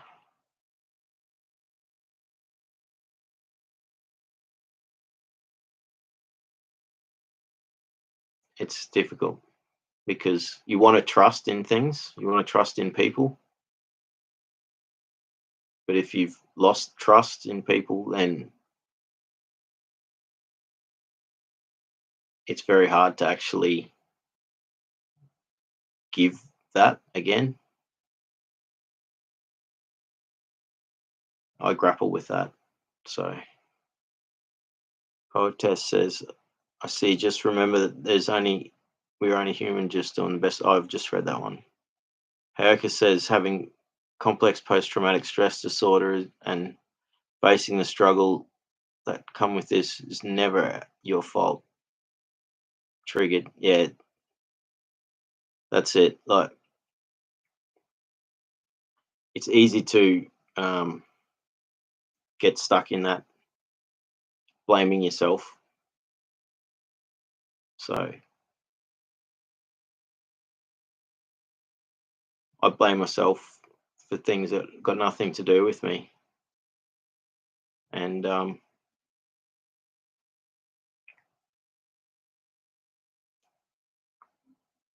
so you can give allowances to things that um, you really shouldn't. How do you protect yourself from that? It's such a difficult thing because it's so ingrained to blame yourself, and you can't, like, there's no reason for it. I have this thing where I say sorry all the time. I say sorry over and over and over, and people keep saying, "Oh, you say sorry over and over. Like, why are you saying sorry all the time?" It's like it's part of my fawning response. It's like I constantly do that. Kat says, "True. I love conversations like these, which I rarely experience. I can see we're all deep feelers and thinkers too." Thank you, Kat. I really appreciate this conversation. Like, it's been such an awesome conversation tonight. Um, and lively. Like, we're talking about things that don't often get talked about, and it's like we're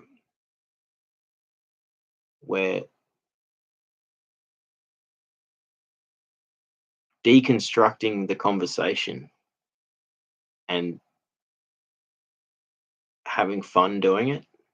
Like, it's actually fun to do this because normally when you're communicating, you're stuck in the back and forth between, like, um, call and response, and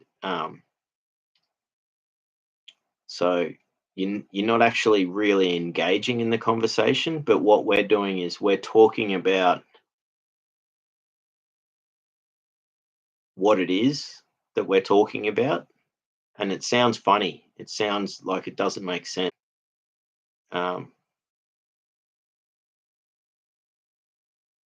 and you don't often, you never, you rarely get the chance to do that because most of the time communications, it's a matter of fact. It's like, someone says something and you've got to answer it straight away. You can't, like, question what's the motive behind it, or is it good or bad, or um, how much does it mean to you, all these things that we're talking about. you know um,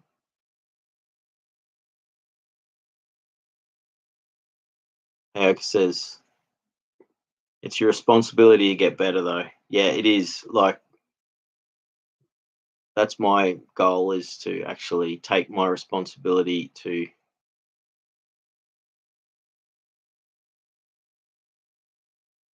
take this opportunity in life to heal and um, go from a place where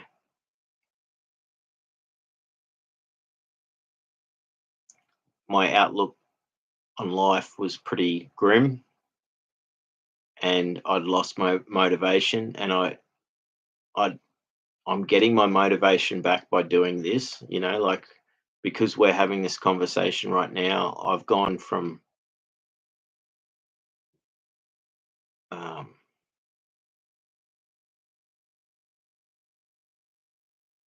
living life in a way that not much was happening besides my responsibilities, but I didn't have any personal outlet, and so my lack of social interaction pushed me to the point where I started doing these live streams, and it meant that I now have found new friends, and we're having these great conversations.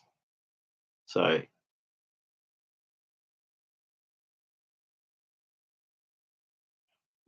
this means a lot, you know. So, Poeta says, yes, small talk is so hard for me. So, with the majority of people, I just do small talk. Even with my family and few close friends, they do not get me. I totally agree with that. Like, um, even though, like, when you want to open up and have deep, meaningful conversations, and especially it's even more important to be able to have those with close family and friends. And then you might be in that situation where your interactions with them might be small talk. And so it's even more difficult because you want to have these deep, meaningful conversations,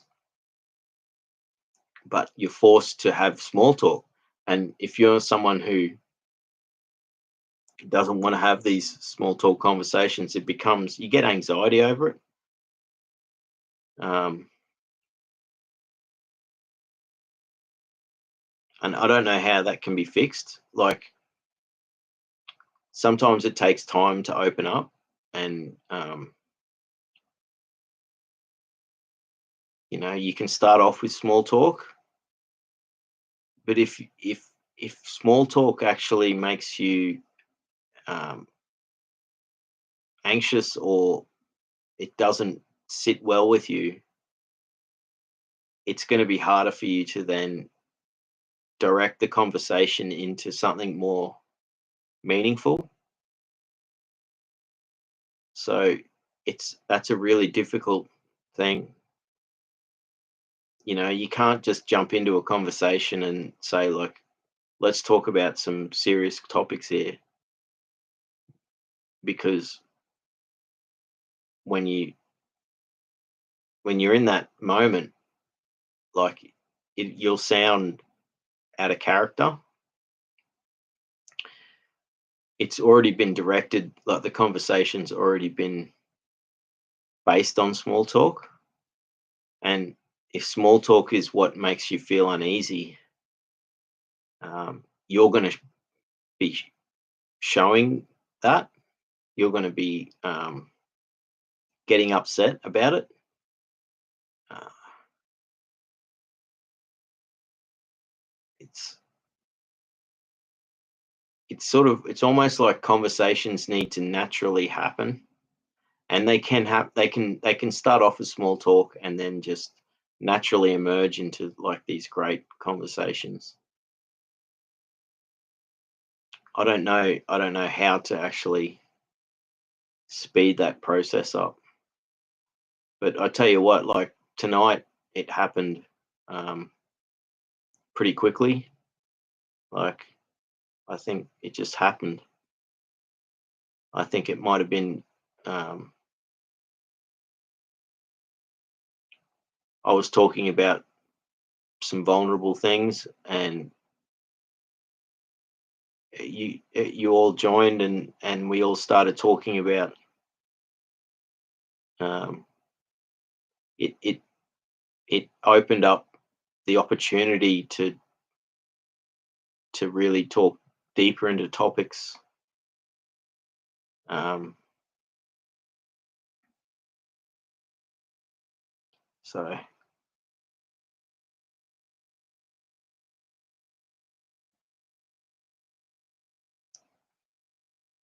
Haruka says to Rose, the poetess, I learned to transform small talk into an opportunity to make others smile. That's a great way to use small talk as a way to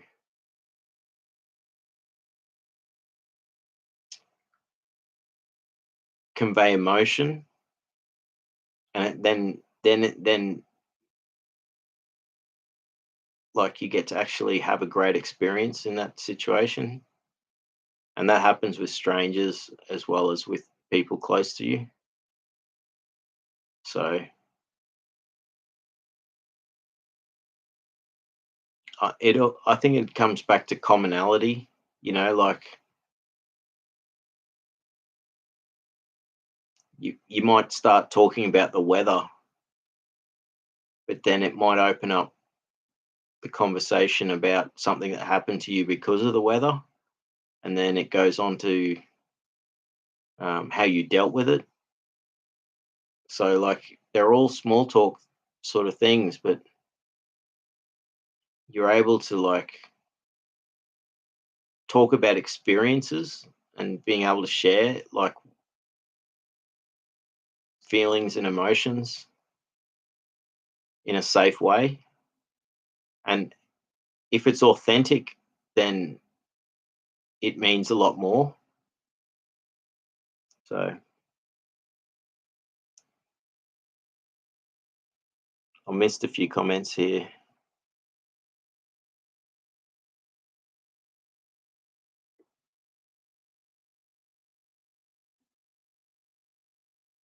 Here we go. Sam likes fruit, mate. How you going, mate? Like, good to see you here. I think I missed a few your comments earlier. Problem is now you never know what AI are doing. True. I was just messaging a friend and she was getting strange smileys I wasn't sending. Dude, that is so funny. Like the world is strange with uh the way things are with that. Um like if it's automatically changing, there is things like that where it converts words into like autocomplete and all that stuff. Like if you weren't sending these things and it's sending these things, like what's going on there? Like there should be a uh, double check your like one thing I've been told about sending text messages and things is always, and same with emails, make sure you go back through and read your email. But you probably did that, and then you've sent this thing and then it comes back and you're like, what's going on here? Like, and continuing on, Sam says, and I like online, you never know if people are actually even real people, and even people that are real could be possessed. Well, that's a good comment. Like, um, I think everyone here tonight's real. We're real people. We're not bots, you know, and we're having a real conversation. But apparently, like, over half the internet is filled with AI bots having conversations. So that's really something to think about. And um, it's something that's going to become more prevalent in the future. Um, I've noticed, like, and that's why things like on Facebook, it's just got filled with fake pages, and then your stream is filled with fake stuff. At least on Instagram, it's filled with people. Like my Instagram feed is filled with like um, people doing amazing art and making things, and they're definitely real people. But on Facebook, there'll be all these fake looking pages and posts come up, and it's a big problem. So, and it's not just, and it also affects comment sections. And your comment too, especially, is how these features get rolled out into, and it changes the way it communicates. So if if words are getting converted to emoticons um, automatically, that's what's with that? Like that's like changing your communication. You know, like surely that stuff shouldn't happen. You know, and it can cause problems because you didn't necessarily mean that, and then it gets converted into something else, and then it means something else. It's like what's wrong with back in the day? So you write something and it stays the way you wrote it.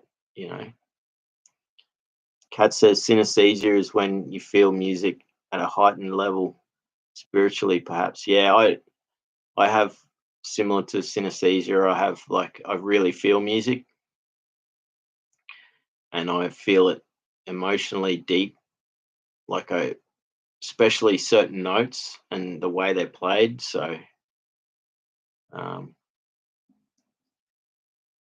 yeah, I feel I'm there's synesthesia where you see colors from the music. I don't get that, but I certainly um, feel I feel it. You know, like strong, powerful music makes me cry. So, um, Red Rose Poetess says, I left for a bit as I went to the kitchen to get some sweet iced tea. Nice. Iced tea. So you must be in summertime, I'm guessing northern hemisphere. I'm in Australia, so we're in winter. That's why I got the beanie on. And I'm drinking coffee, but it's cold now. But cold coffee is like iced coffee now because it's winter. Good to see you back though. Like a good chat like this, we'll just keep going until if like it's like we're at a party and we're sitting outside by the fire and everyone's dancing on the dance floor and standing around the kitchen getting drunk, but we're having a great conversation out to the side, So we'll just keep chatting until um, we we get tired, you know. It means a lot to me this because again, like I've been self isolating and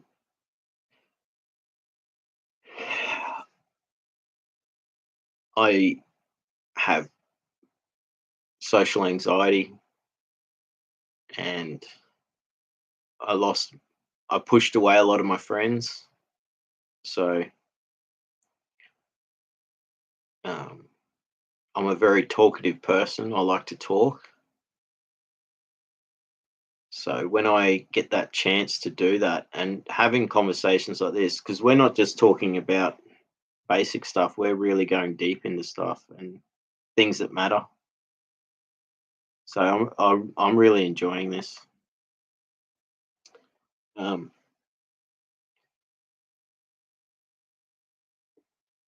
oh, you're gonna watch the replay there, poetess. Awesome. That makes me smile. See, like I wonder about that, like whether you know people ever watch the videos afterwards and stuff. And I think if we're having conversations, there's not enough. Like we're having a real, authentic conversation here. We're talking about real things, so it's interesting. You know, one thing we're not talking about is we're not talking about politics. We're not talking about religion. Um, we're not talking about like I don't know the topics that people don't want to hear. Um,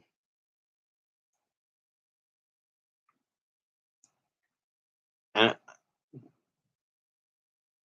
I I don't know. Like I'm respectful for people. I have respect for people of all religions. Um, so I hope that they feel like that they're welcome here. Um, but that's not our topics. We're talking about other stuff, um, and things that matter, things that we don't get to talk about often. Aoka says directing the blame where it belongs and getting real angry is an important part of healing CPTSD. Also, allowing yourself to grieve.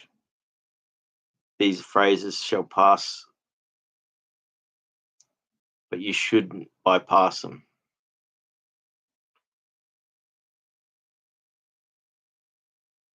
I think that's powerful what you said there, because we do need to direct blame in the correct places. Um, and we will get angry about things. For instance, earlier was saying how much, I was talking personally, saying, I've wasted time in my life. I do have regrets. I do have things I wish I did differently.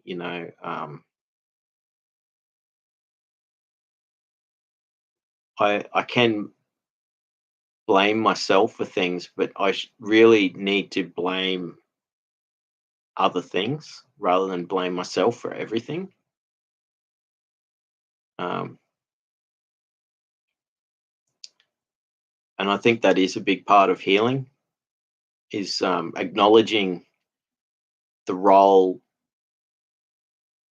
that multiple factors, um, or people or entities have contributed to your situation,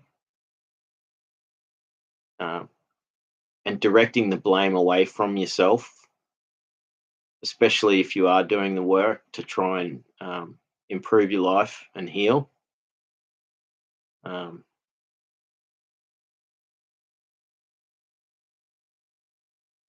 if that makes sense, I think I understand what you're saying there.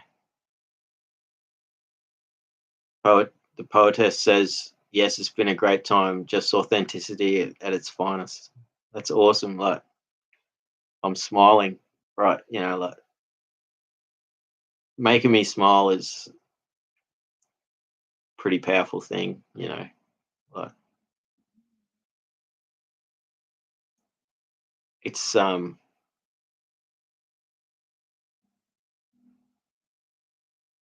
it's normally the saddest night of the week for me. Everyone else is out doing stuff, and well, not everyone. We're like, but I feel like I'm missing out. But I like to think it like I was talking about earlier, like we're a bunch of people right now at a party, but we're not on the dance floor or in the main area. We're off to the side having a great conversation, and we're having a great time. So, poetess says the darkest hour is always just before the dawn. That's it.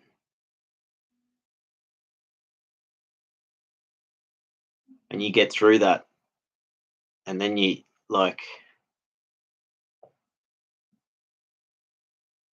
there's a magical thing that happens in that moment. Like, I spent a lot, like, last few years, I had a insomnia a lot, and I got to watch the sunrise quite a bit, and I'd get up. Well, I wouldn't get up. I'd be awake all night, and I would go and drive up the mountain, and I would go and be there for the sunrise.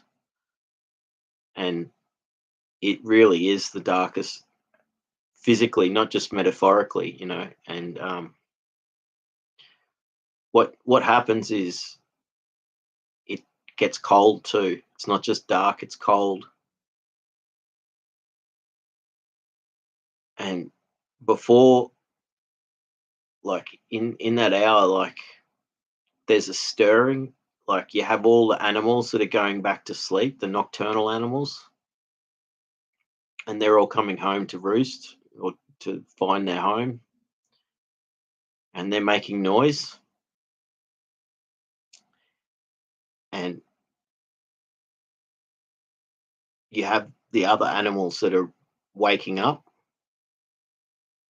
And so while it's like you have the last of the night animals making their calls, which is eerie. Like, nocturnal animals make these eerie noises. And then after that, you look up into the sky and suddenly it's just getting lighter and lighter, and it's getting lighter, and you know the sun has it's going to be a while before it rises, but like that it's changing now. And as you're noticing the light changing in the sky, like there's all the day birds are waking up, and they start making this racket of noise, like um, they're letting you know that they're waking up. And so after that darkest hour, there's this amazing change where it gradually gets lighter and lighter, and the sky fills with all different colors. So it goes from this like sort of fluorescent, not fluorescent, it's hard to describe. The color. It's like it's gone from complete darkness to like it's like there's a light somewhere, but you don't know where it is, but it's really dim. And then it gets a little bit lighter, and then when it goes through that twilight stage of the light getting brighter, the as the sky becomes brighter, your eyes are adjusting to the light, and suddenly you've gone from this darkest moment, and really cold and dark and scary, because you have the animals all making the real scary animal noises, and suddenly you've got birds chirping really happy, and the sky's getting filled with light, but you're also you can see around you, and you're seeing the plants and you have because your eyes are adjusting to the light as the sun before the sun rises. You're in this twilight, and it's like because because you've made it through the darkest moment of that pre-dawn.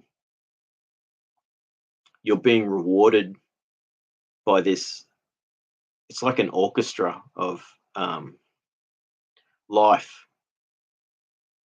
It's such a amazing thing. Like, if you ever get a chance to get up and see the sunrise, do it whenever you can.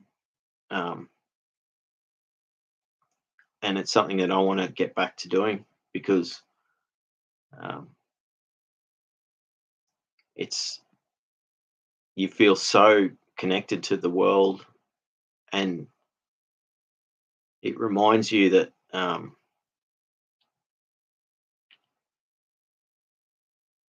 there's all the animals that live at nighttime, and they're all going to bed right when all the other ones are coming to wake up, and it's magical. And while that's happening, you've got the light appearing, and then if you're in a spot where you get to see the sunrise, that's even more amazing. And then when the sun finally emerges from like the behind a mountain, or a, from over the ocean, or wherever it's rising from, it it warms you. And you know, it's such a magical thing, you know. But long before all that happens, there is the darkest moments and the scariest, coldest moments. And um, there's something to remember about that. Is that what you said there, poetess? It's like it really is the darkest hour is always before the dawn. But when you get past that darkest hour, is you are rewarded with an amazing spectacle.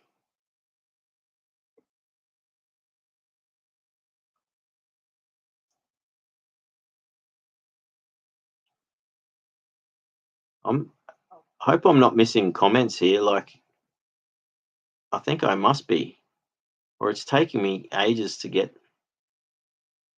Here we. Oh wow, there's heaps of comments here. Like I think I'm chatting too much. I'm chatting too much, and I'm not reading the comments. So, uh, Poetess says, I always wish I could really know their deepness. I would like the opportunity to share my deepness with them, but since they are not deep feelers and thinkers, continued. Then I remember that just exactly how deep I am. I think you're referring to um, talking to people in conversations. And Sam says, "Ah, great comment there, Sam. No weapon formed against us shall prosper." That's powerful right there. That's like that's it. Like there's strength in that. That's how you can like put a guard up against bullies and narcissists and just everything in the world, you know. And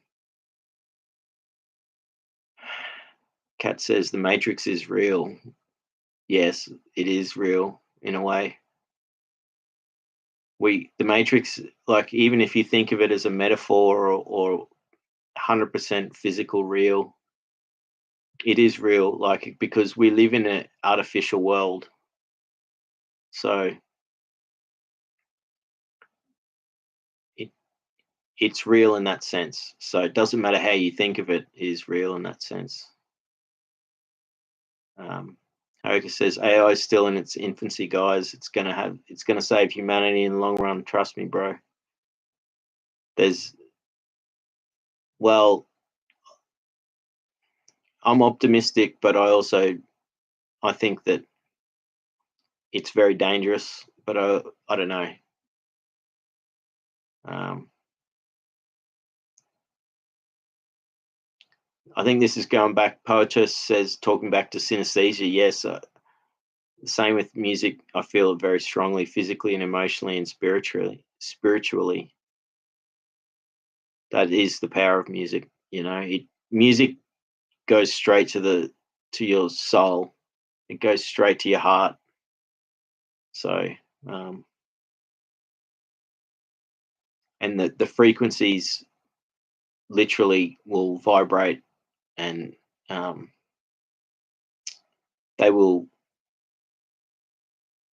they'll they will actually sympathetically vibrate with organs in your body, parts of your brain, your DNA, your emotions, your memories. Like it is such a powerful thing. Like music is. That's why music is. It's controlled in a way, um, and but it's also why it is such a powerful thing. So Poetess says, yes, summertime where I am, it's horribly hot and horribly humid. Well, I hope your iced tea is like cooling you down. A cat's hot chocolate for me in chilly Adelaide. Yeah, Cat, you're Aussie, awesome. So Cat's I think the only other Aussie that I've had on the chats. Um, it's been people from all over. So good to know you're Aussie. And it has been Adelaide's been getting Antarctic winds for the last few weeks, and you've been freezing. So yeah, hot chocolate for you down there, eh? And Haig says, yeah, as German, I'm wearing a beanie all year round. Yeah, because it's cold there all year round. Or you do get summertime for a while, but like it is like it's that's the thing. We all live in different climates, we all experience like in Queensland where I live, like we get look, summertime's hot, but it's not ridiculously hot. Like we get maybe a week or two of 35 to 40 degrees. But if you acclimatize to, if you can handle working outside in 35-degree heat, it's not so bad. Um, but it does get like Queensland's, like where I am in Queensland, in Brisbane, it's like, it's not too bad. Um, there's certainly much hotter places and certainly much colder places as well. Oh, thank you, Poetess. You'll have to watch more of my past videos. Well, there's some heavy ones there. Like I did talk about some difficult times in my life and being lonely and all this sort of stuff. So um, what you will find is I've gotten better at talking, but I've also opened up more. And I think that's a big part of my healing is that um, I'm um, I'm trying to learn as much as I can about my condition and heal from it. And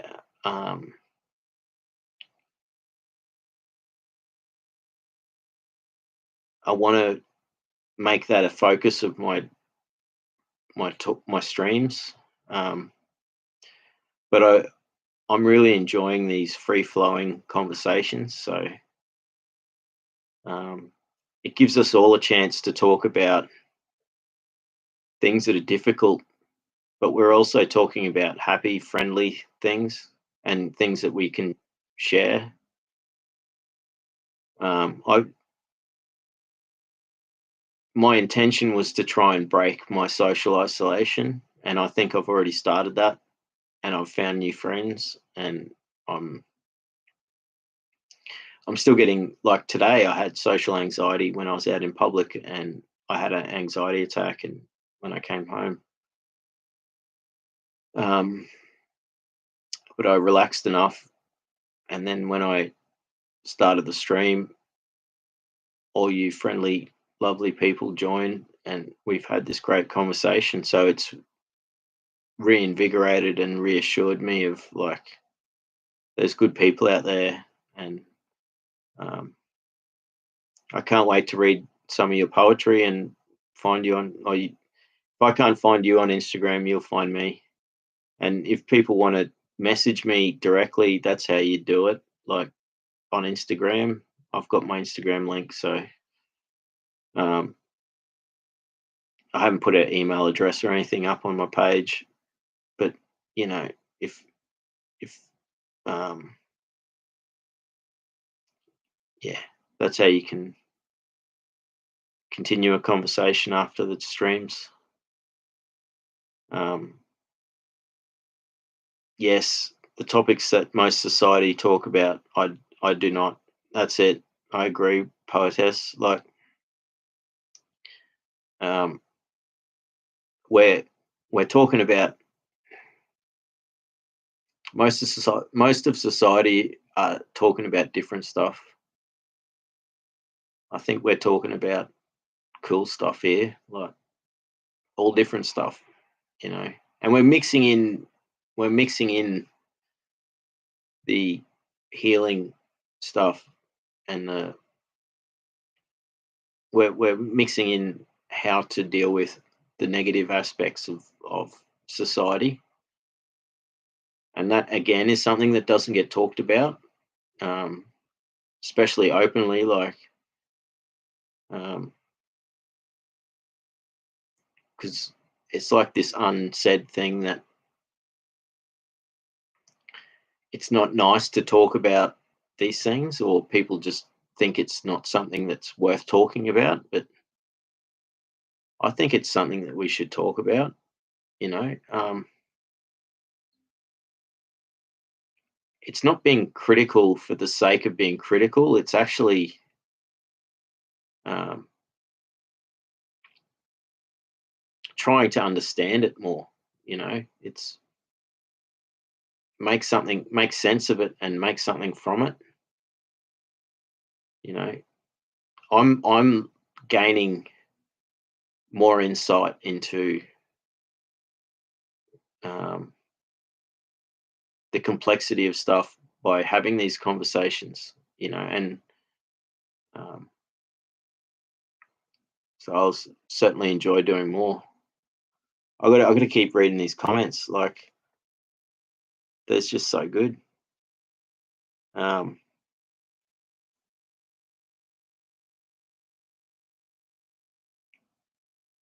these times you're going through, you really knowing who and what you're all about. There's a strong purpose in all of what you're going through. It's not in vain. Thank you, poetess. That's, I've got a long way to go, and it's not in vain. Thank you.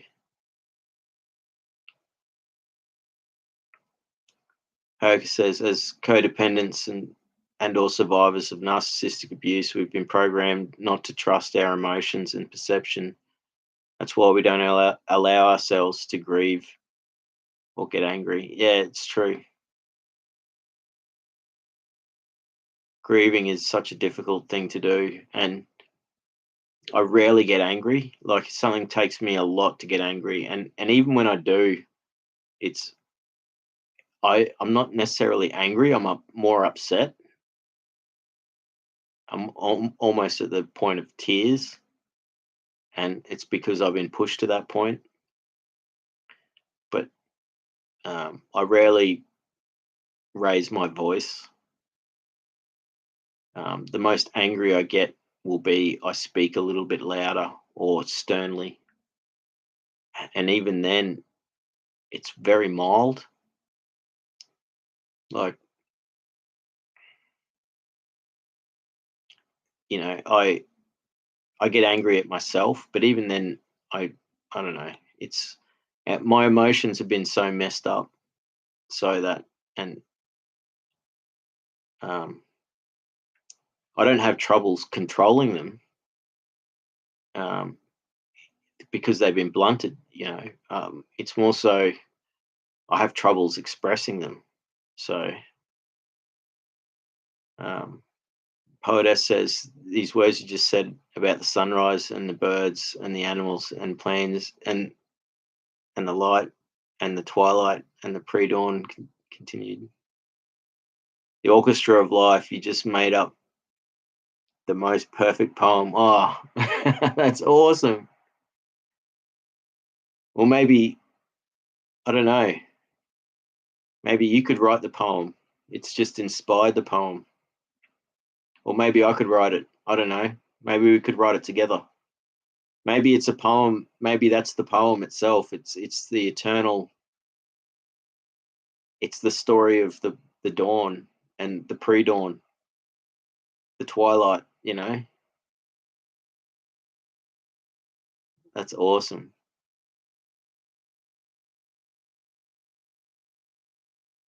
You continue on, poetess, with one half of my nature poems is usually about sunrise. That's beautiful. I can't wait to read your poems now, because yeah, sunrise and sunset is my um, favorite special times in nature, and it means a lot to me. And so,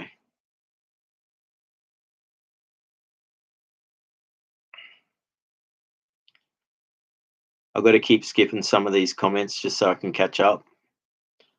And I mean, this is awesome. This chat's been going for like almost 3 hours. Like, how that's pretty amazing, you know. Oh, and the other half is usually about sunset and the nighttime. There you go. That's awesome.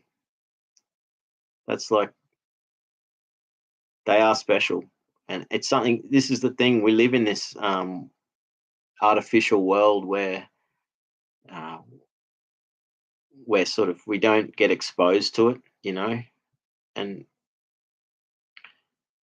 um,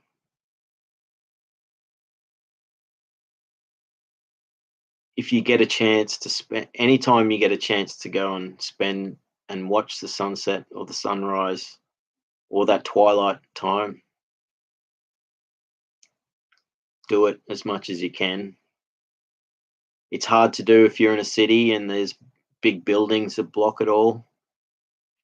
It's very hard. You know, I'm lucky where I am. I can go for a short drive or even walk a few minutes and I can see the sunset. Um, very fortunate where I am. So um, I need to take that opportunity and do it as much as I can.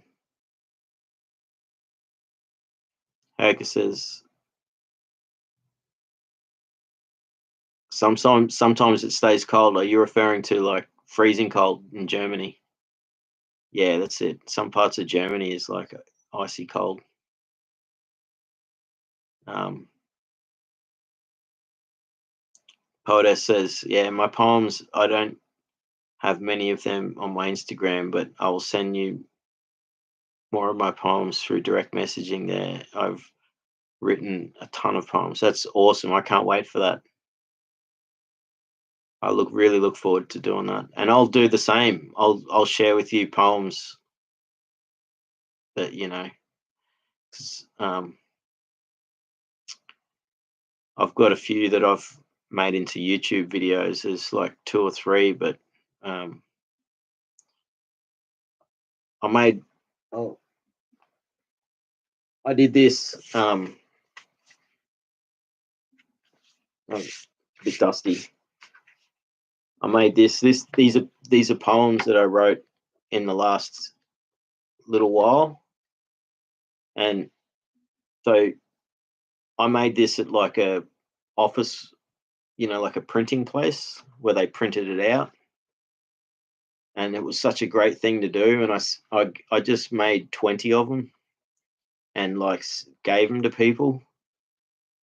So like that's the only sort of way I've shared my, besides a few times I've gone on stage, but you don't have to get up on stage. It's just I'm just lucky that my friends encouraged me to do it and it was in a safe place and I felt like I could do it.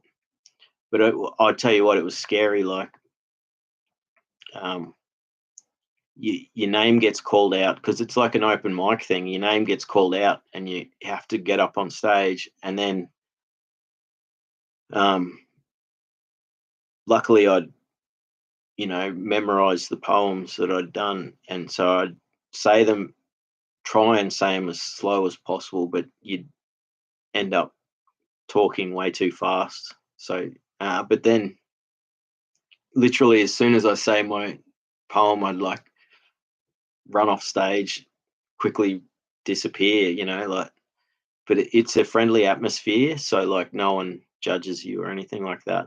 So, but yeah, like do something like this, like put your poems in a little book. And I think this costs like $2 per book or something to make.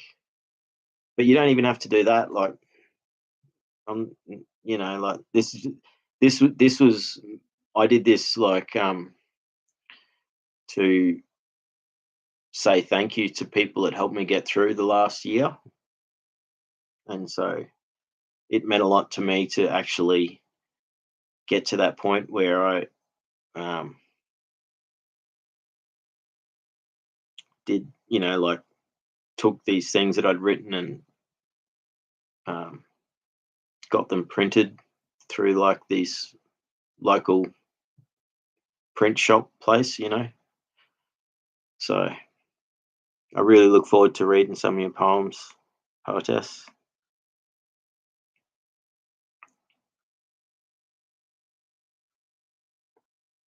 And yeah, hey, poetess to Hayoka saying, yeah, when it snows here, everyone goes crazy. We all get utterly excited. Yeah, that's awesome, man. I've never seen the snow.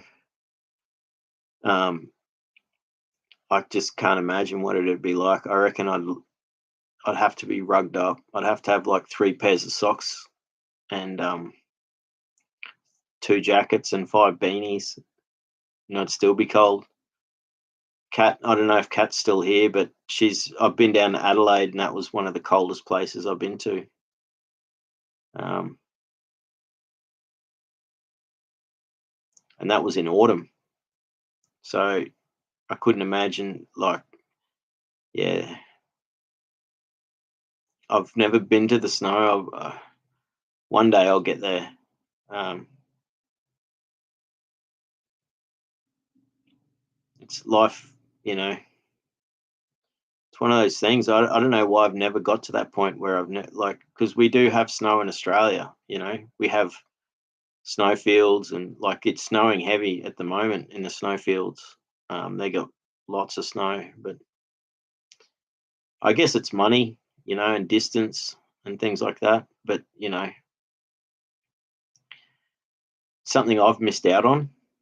Um, what I get here in where I live in Queensland, we get amazing sunsets and like with the clouds, and like you get like all different colors. It goes like pink and purple and like orange in the clouds, but we don't get, you know, we miss out on um, experiencing snow. And I can't wait to maybe one day experience it. Poeta says, yes, we're all brought here for a reason. That's it. Like, thank you, YouTube. Thank you, YouTube, for your algorithm. You've brought us together, you know. Um, and, you know, like we're talking, you know, we're having fun. We're talking about just all different stuff, and we're enjoying each other's company. And um, we've all been through difficult times in our lives, and we're trying to move forward, you know.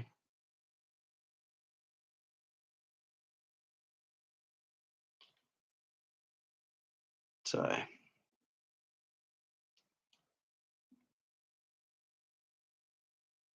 I'm trying to see where I am at with the chat. Here we go. Yeah, Kat's still here. Yeah. Adelaide, we have sunset over the ocean. Yes, you do get that there. Magnificent shades of red. It's amazing how change of location can create a total different experience.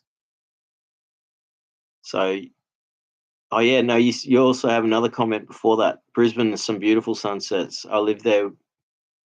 My favourite places was Bribie Island, watching it set behind the mountains, deep shades of purple bats flying about. Oh, that's amazing.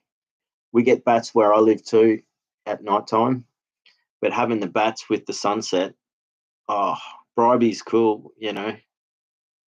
So Bribie's a very temperate, even sort of climate too. So that would have been a nice place to live, and it's got the ocean side where you've got the national park and you've got like places to go and four drives, and so that's cool. It's good to hear that, Cat. Yeah, I love bats. Like anyone who goes to my Instagram, you'll see like my old ute, I stuck bat stickers all over it because of the bats. That was like an art project I did about a year ago, actually. But yeah, that's awesome, Kat. Like, um, I guess Adelaide's a spot where you are in that middle spot where you do have the sunset over the ocean. It's like Western Australia. So I'm on the eastern seaboard. So like it's always over the mountains, you know.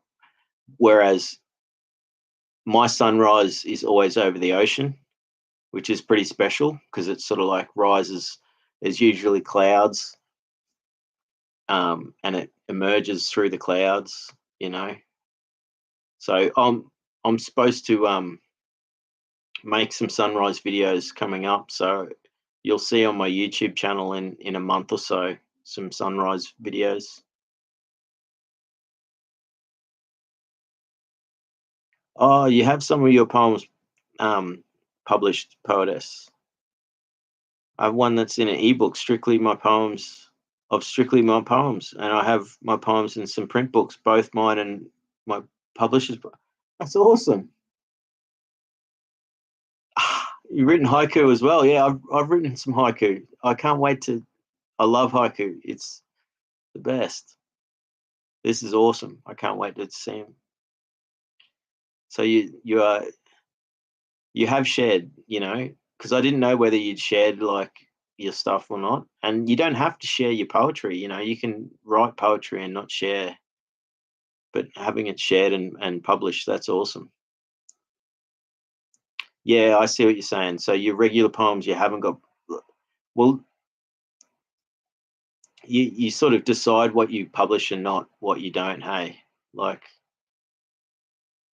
says, I'm deciding now how I go about it because I want to add my nature photography into a book too. I love taking photos of nature. That's a great idea. Mix the two.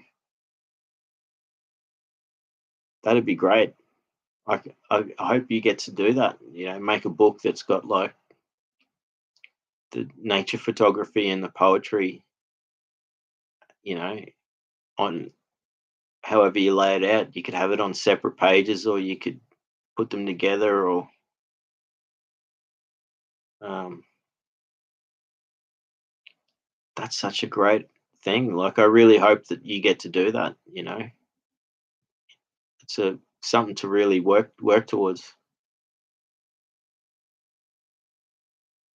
Hayoka says, I've never had so much fun in a chat before. Well, I'll tell you what, neither have I. Like, this has been the most fun I've had for like probably years, like conversation wise and all that, you know. Like,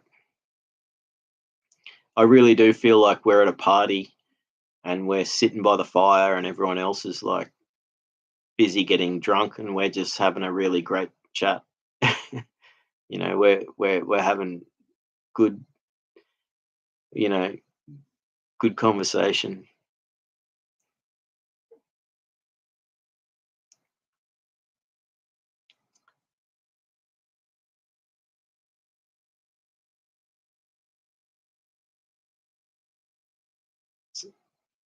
Hey, Poeta says to Hayoka, I've been to the ocean twice. My goodness, it was the best time ever. I plan to go back one day in the future. Continued.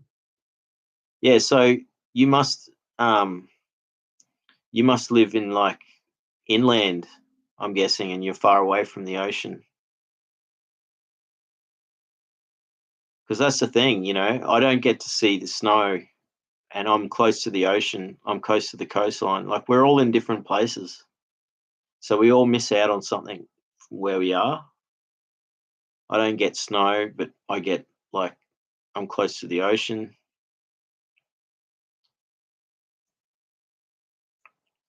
Haoka gets the snow, you know. Cat gets the sunset over the ocean, which but you know, you also get like the cold, you know. Adelaide doesn't get the snow.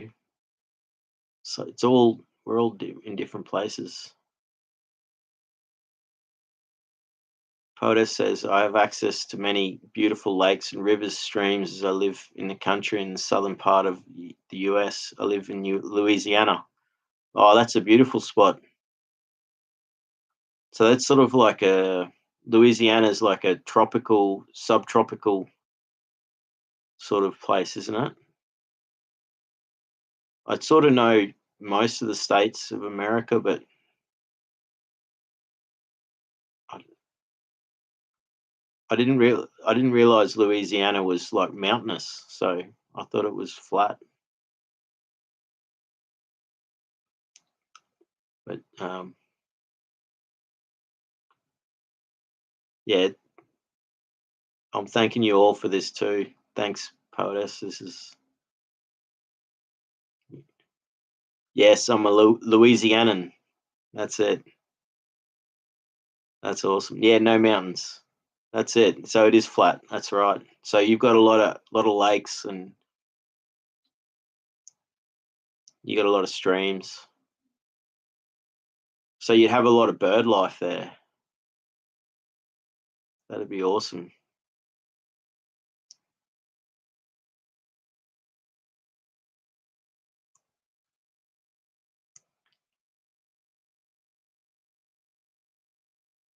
Stay strong with you and you're going through withdrawal there, Hayoka. You know, it takes a day or two. You'll be right. I hope you like, stay strong and look. I used weed as medicine for a long time, and it's a good medicine, but it's also dangerous. So you seem to know how to be able to deal with it and not use it, and use it when you need it. I'm not going to advocate either way, like you know, but I know what it's like, and I know that you'll get through. You just the next few days will be tough, but it's it takes a day or two, and you'll be all right. But and it's not nice to have to go through it. Um, but you sound like a very strong person from watching your videos. You've been through a lot in your life, and you deal with a lot.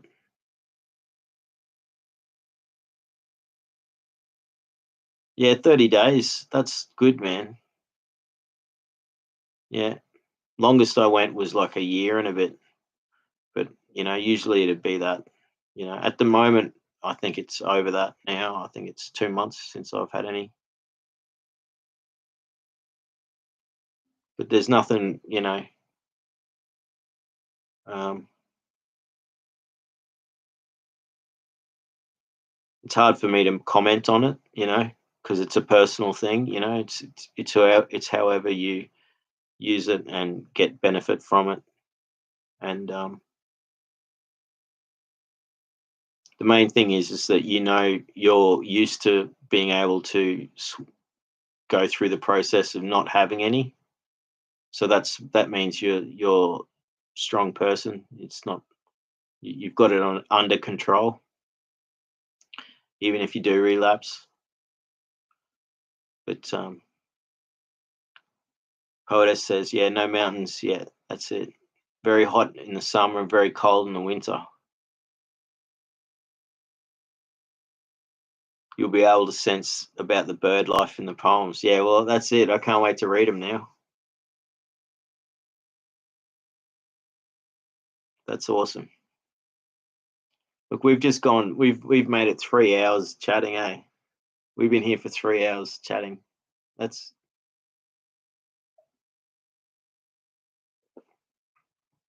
We'll do it again. Definitely do this again. Um, definitely do this again. Like,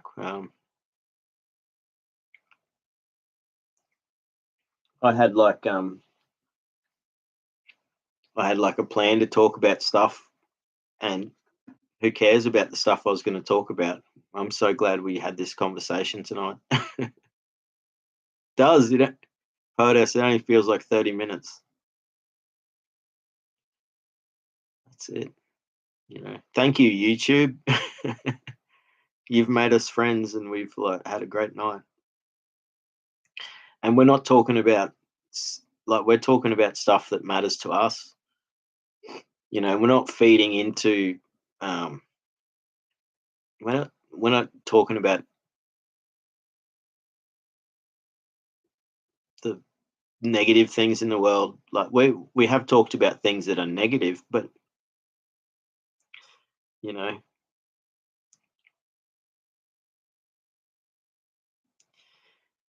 it's like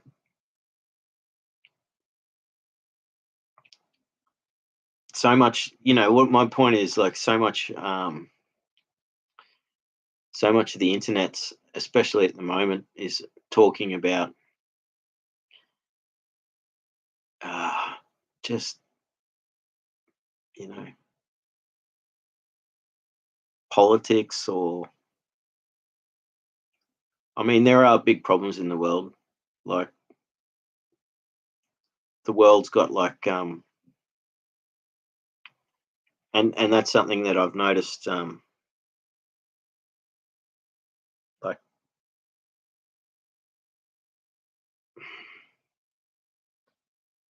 things that things have become expensive. You know, um, not everyone gets to do the things they want to do. Um, but we're having this chat tonight, and it's not costing us much at all.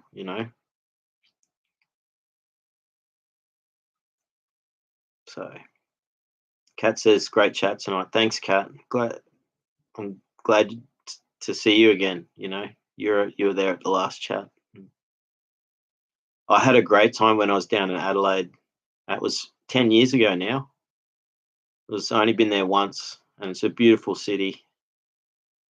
I love how it's free public transport up until you get to that last bit. Like, so it's free to catch the trams up until you get to the central zone. Um, and I love how Adelaide doesn't have skyscrapers. Adelaide's one city in Australia that all the buildings are low. Maybe they're building some bigger ones now, but like, I didn't get to go up in the mountains or anything. I only got to go visit the city, and I was staying at Glenelg at the backpackers there. It was awesome. I have good memories of that, and got to see the museum and the city centre. Walked around the whole place. Went to the zoo. You know, awesome. So I guess Adelaide reminds me of what Brisbane used to be like when I was a kid, before the skyscrapers. Like when I was a little kid, we didn't have big buildings. So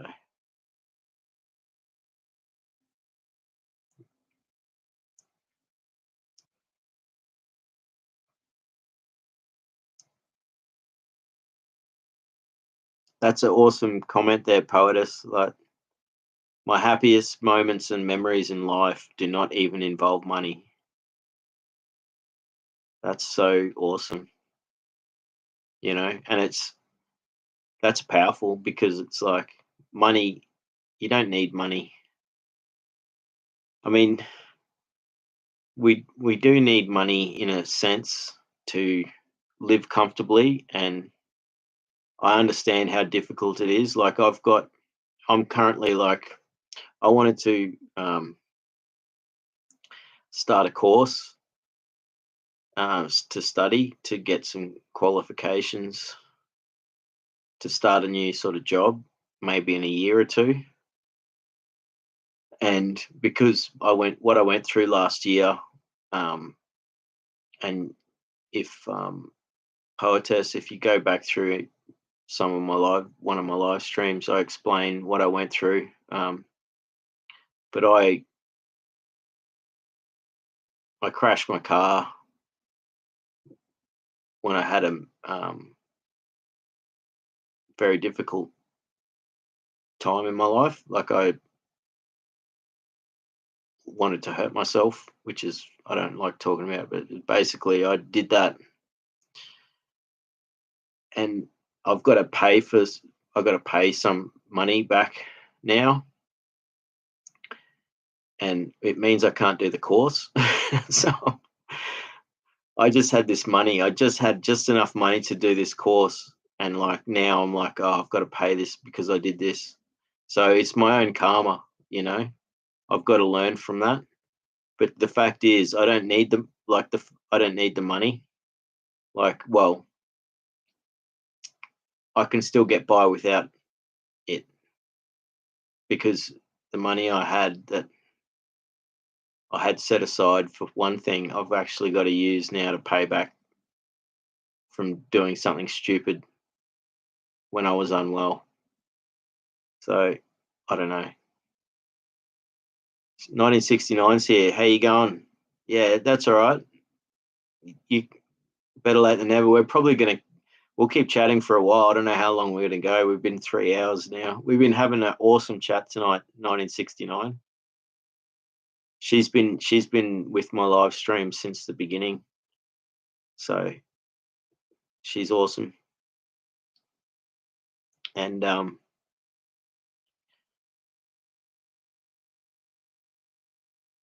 glad you're here, 1969. Kat says, yeah, Adelaide is still small, easy-going place. Next time you're in town, I'm sure to check out the Adelaide Hills. So pretty in the autumn time with the change colours and the trees, etc. Yeah, that's it. Or I will do so. It, I'll make that a thing. Like I've got like I'm in this thing where I've just been housebound and isolated, but my future is going to be open.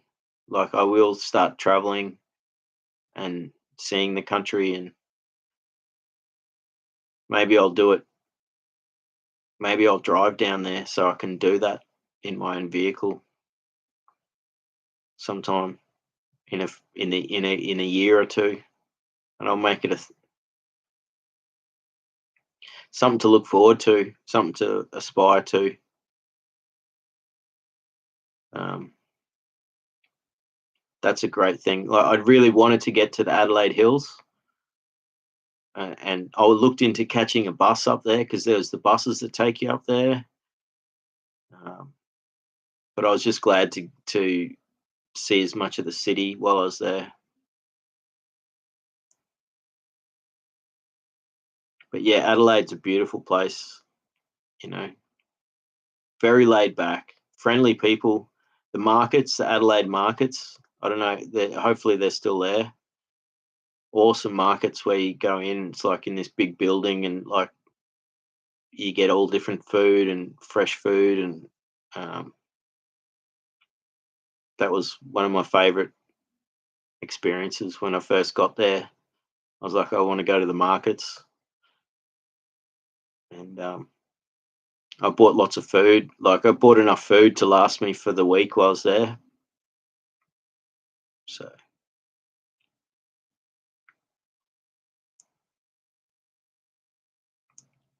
POTUS says there's always one step forward, then one step back, and then hey, it will be back to one step forward again before you know it. That's it. See, I'm smiling again. That's the attitude. That's the attitude. That's the way. I don't know. Like I don't know if I'm saying the right words, but that's the best way to look at things. You know, and the way I even had that on my list of stuff to talk about. It's like I had here 1%, and that's like when I was thinking about like I have this 1% idea, and it was taught to me about health and fitness that um, if you don't do it, because I was bedridden for like almost 6 months, and um, from heavy stuff, and um, I was also told that if you can lose all your fitness 1% each day, but you can gain it back again 1% each day. And it's just like that, one step forward, one step back. So I've put on weight in the last 9 months, and I need to lose as much of that weight as I can and get fit again. But that requires me exercising, because my job I used to do was very physical. So it was part of my work. And because I've done not because I was basically bedridden for 6 months. Um, I need to use that principle to one step forward, one step back. As long as I'm taking enough steps forward over time, it doesn't matter. Like, I'll still be progressing. So that's a great way to look at things, eh? Kat says, or a bit further to the Erie Peninsula, West Coast is amazing, wild, rugged, and free. No one out there. I love it out there. That's it. And you got the island. I looked at going there, but then, yeah. But Eyre Peninsula, because it's such a big thing. Like, you've got the center of Adelaide, and then it's like this whole, and then it stretches out, and then you've got all the way to Western Australia from there. Hayoka says, I could use some money. I'm not really living comfortably. I feel for you, brother. And that's it. I've been watching your videos, and I know how hard it is, and you're living a lot harder, a lot more difficult than I am. I'm living at home with my parents, and things are comfortable enough for me, and I know how hard it is. I have been through those times myself. You, um, I hope things get better for you, and I think they will. I think you've got the right attitude to keep pushing through. Um, and you've got some work, which is good, and um, it's really difficult to live. Like, everything's so expensive at the moment, so um, I think you're a really strong person, and you're pushing through all this. So um, keep doing what you're doing, and keep finding the things that give you joy and nostalgia. Like, I heard what you're talking about with the music and playing old classic video games and things that make you feel, um, things that can give you joy and relaxation. Even if you, because even if things are hard to get by with what you got, like, you're still getting by with it, and like you were saying earlier, like, you're in a detox at the moment, and that'll help in a few days when you've got through that. So keep strong on what you're doing. You're a strong person.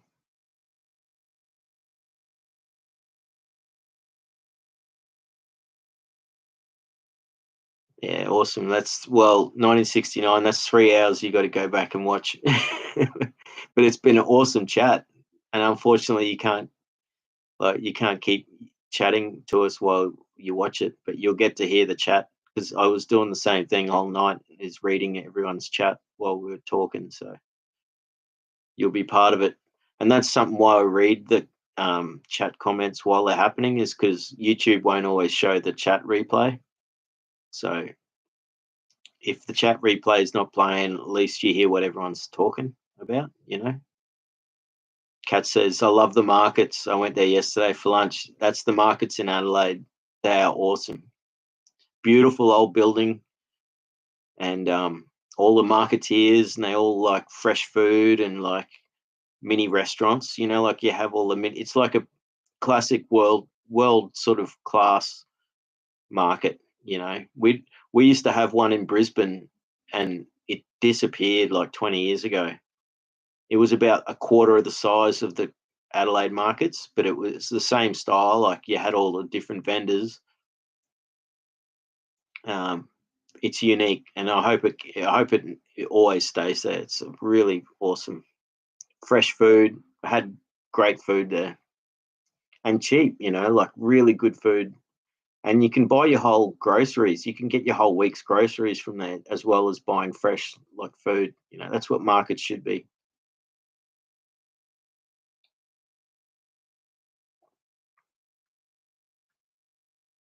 Hoda says, yeah, as SpongeBob SquarePants says, this has been the best day ever. Spending time with y'all. What a fabulous time it has been. That's awesome. So lovely to be able to share a bit of my heart and soul with like-minded individuals. Well, thank you. And like,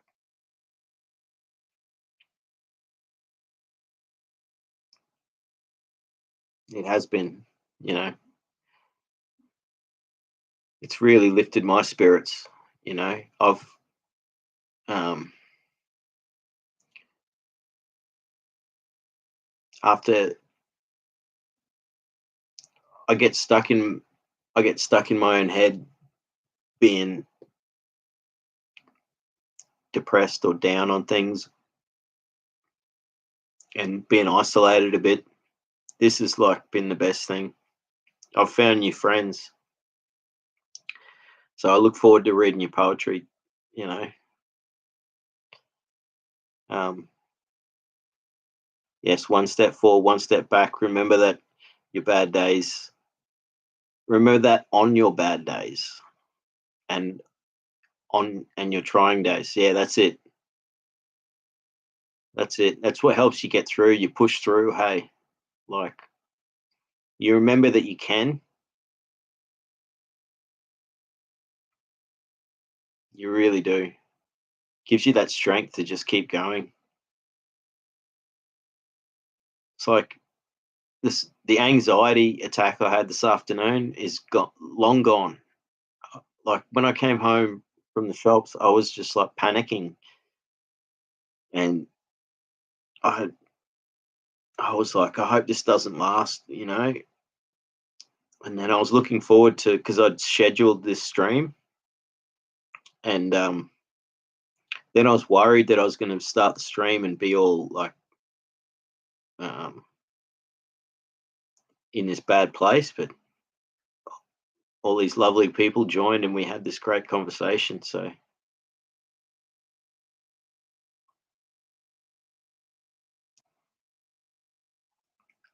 Poeta says, hey, okay, you're much stronger than you even realize you really are. And that's it, eh? Like, you're a strong person.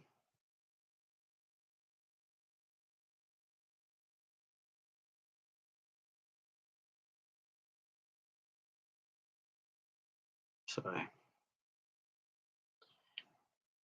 but you'll get, yeah, hey, okay, you'll like, you've got a bright future, you know, and find me on Instagram if you ever needed to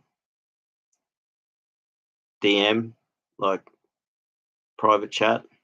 Same with 1969. Like, if you want to speak, like, I haven't put an email address out there. Just find me on there, and you can chat there.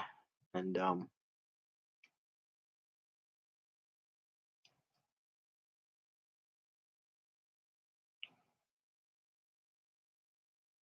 POTUS says, as long as we're living, we will fall. But when we can get back up, then we fall down again and again. We get back up again and again. Just keep on keeping, my friend. Just keep keeping on, my friend. That's it. That's the best. That's the best thing, because each time you do that, you realize that you can keep doing it, and you, you don't fear it when you're in a bad place too, because you know that you're going to keep you know that you're going to keep on, and you also know that you can always get back up again, and that there's people out there that care for you, and you found new friends that care for you. So things are really difficult in this world, like, um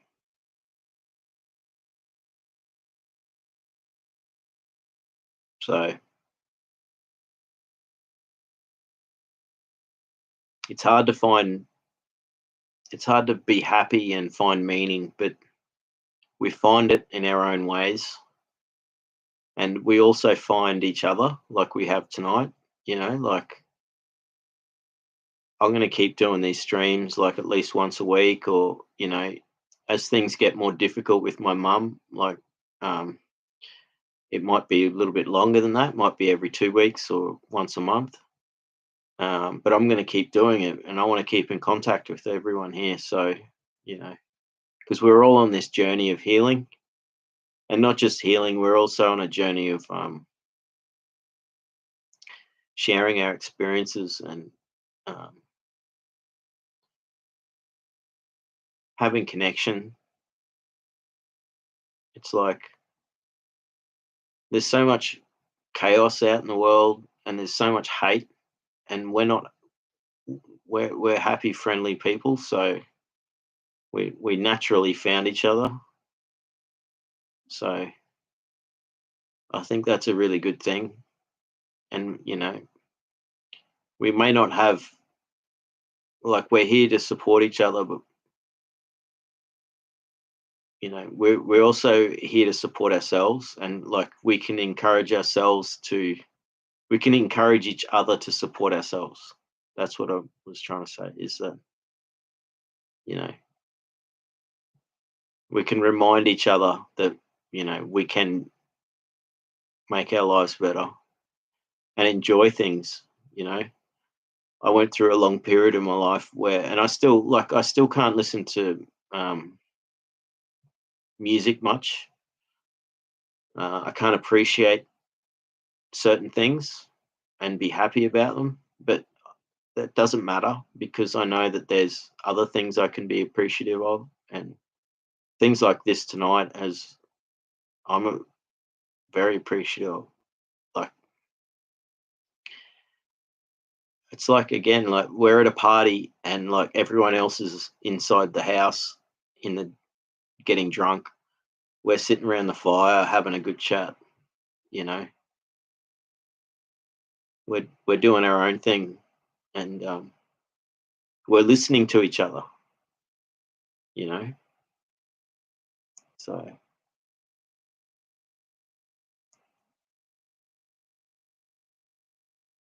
I've missed a few comments here, but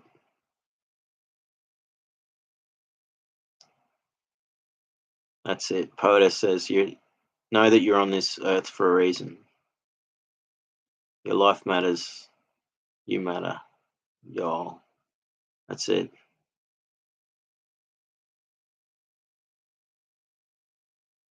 Yeah, do that, POTUS. Like, send me links on um, Instagram, because there's no message system on YouTube. But like, I had um, someone, Johan from the chat. He's a fellow American from Midwest, and he sent me a great list of music to listen to, and I haven't been able to listen to it yet. So I want to do that. um, I want to get back into it.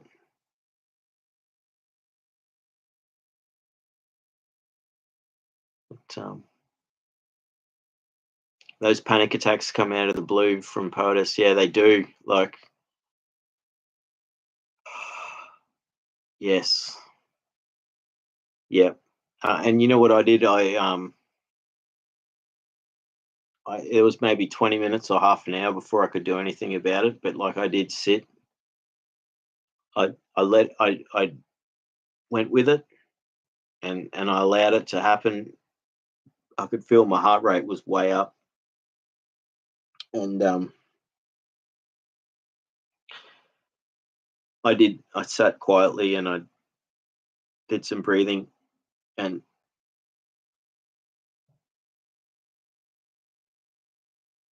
I um I calmed right down. Look, I'm gonna have to go for another toilet break because this is like 3.5 hours. So if everyone wants to stay here chatting, like, I'll keep the stream going, but you just got to bear with me for a minute. And you're chatting, everyone's chatting to each other anyway, so I'm sure it doesn't matter. That's awesome. I'll be back, and when I get up this time, I'm not going to trip over my bed because I'm going to do it slowly and carefully.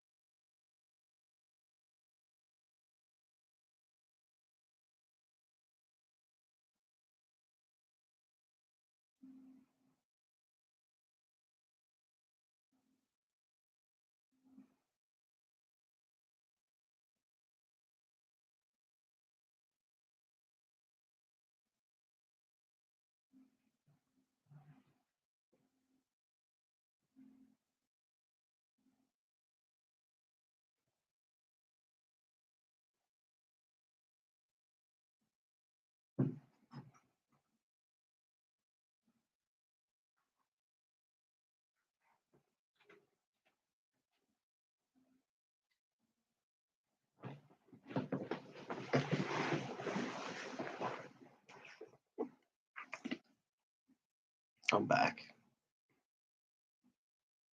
This is awesome.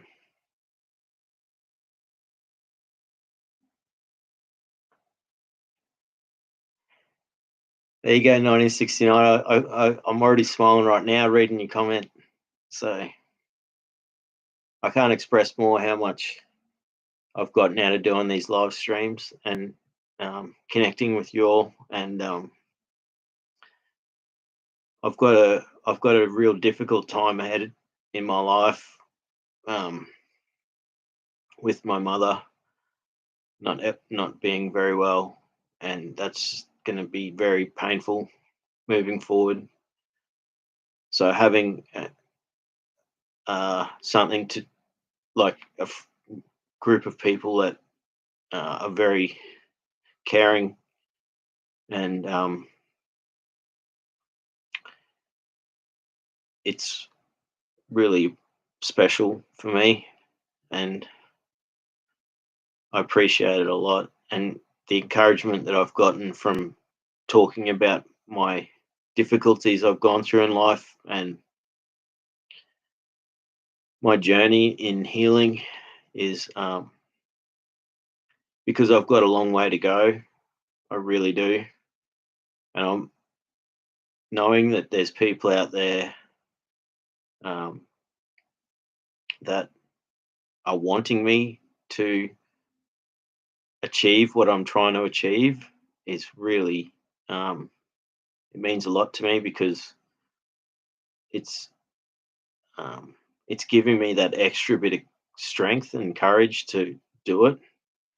and things are happening. They're not happening fast, but I know that they're not going to happen fast, because I've got a I've I've got long way to go. So, um, knowing that I've got people there with me on the journey, and we can also share because we're also all going through stuff. We've all been through stuff, so we can help each other at the same time. It's not like you're all just helping me. It's like we can all help each other. So, um, you know, I really appreciate it. And you have made me smile. Like I'm not smiling now, but it's only because um, how much I'm thinking about what's happening. And but yeah, give it a minute and I'll be smiling again. Um, I'll start reading the comments, and that'll make me smile because I'll read some great comments. Yes, those back in. Well, that's it. 1969 says things like the music will come back in time. There's no rush. That's it. And if you saw the thumbnail I put up for the live stream, it was from one time I was in the park and I recorded me playing guitar, and I had three of my guitars there. And I'm really upset at the moment because you can see two of them in the background there. Um, it might be months before I can actually start playing guitar again. And when I do start playing guitar again, it'll be not from scratch again, but like I'll have to really, s- it'll be hard to act. I won't be able to go back to what way I used to play. Like it's going to take me months to get back to where I was. So that's the biggest pain I have is like the longer it takes. And I had to let that go. I had to say, don't worry about that. Don't get upset that you're not playing yet. Just when the time comes, it'll happen again. And that's the same with listening to music, but also playing it too. So, you know, Poeta says deep feelers and thinkers just pondering the what and why and how of life. That's it. That's what we are. I think that's why we all found ourselves, you know, we we do that, and you recognize it in other people when you see them, and you know, they think more into things. 1969 says panic attacks are nasty when they come along. Stay calm, breathe, and it will pass. And that's what happened. You know, um, it did. It was maybe an hour and a half. I think I was in it, and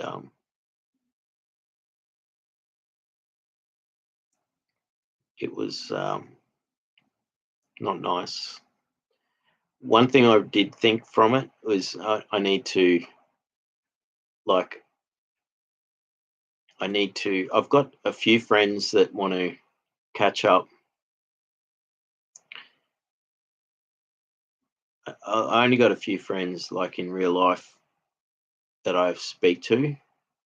Like I've got friends on Facebook, but I don't see any of them. You know what I mean? Um,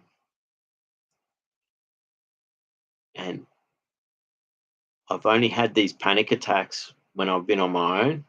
So I want to go see some live music sometime, maybe because I keep missing out on seeing music.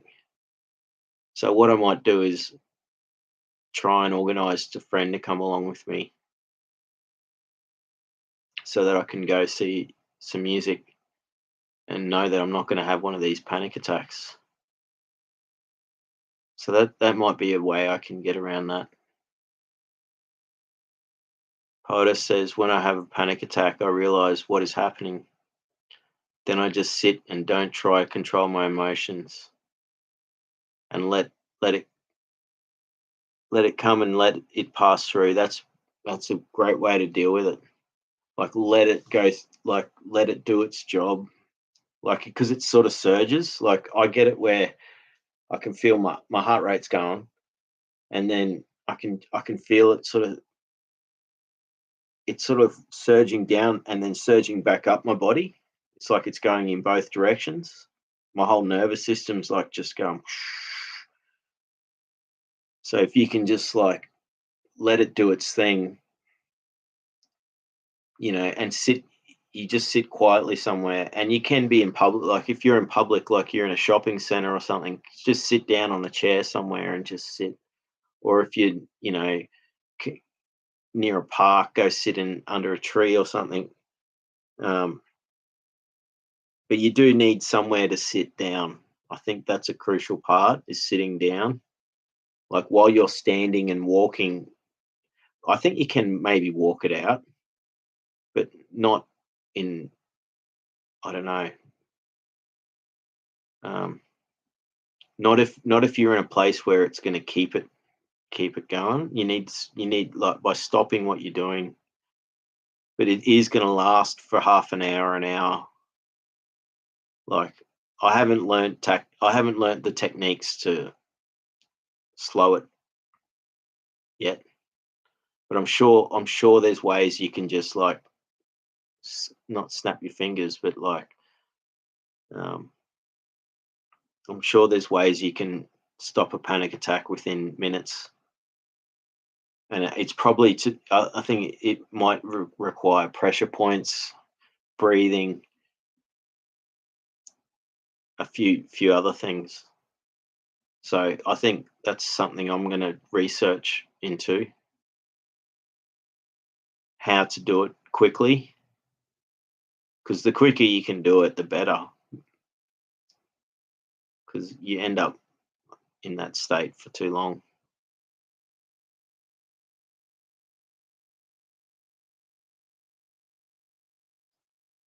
POTUS continues. I used to try and fight it with everything I had from coming on. Yeah,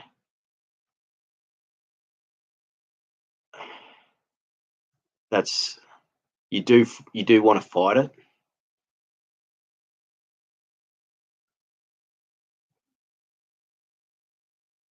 I think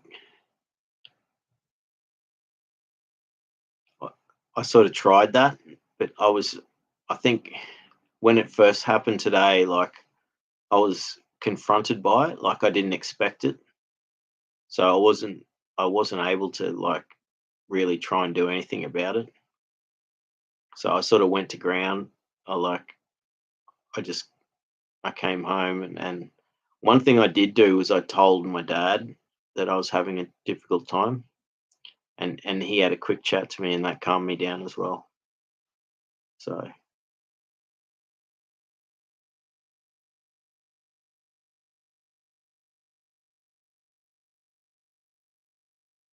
1969, thank you. It's I sort of I feel guilty talking about her because it's personal, and I don't like, yeah, I think talking about her on the internet. But then I think this is a safe place, and she's a special person, and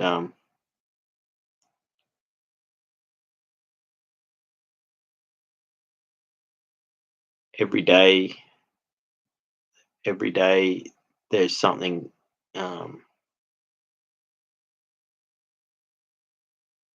that is in addition, like so. Um,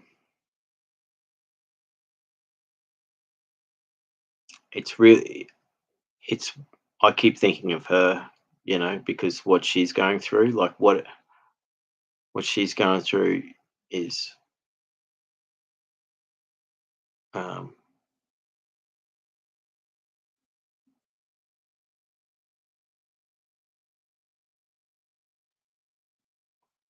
if anything I can do to make it more comfortable and dignified for her, that's all I can do. And we had some good news this week that um, I've been pushing to get her to get support from the government in additional support for her through this time that's available. And it took me months to actually get this pushed, organized, and pushed through, and it finally did. So she's now been granted support that will enable her to get um, things like nursing at home. So um, it means that she'll be able to stay at home as long as possible, which is her wishes. Um,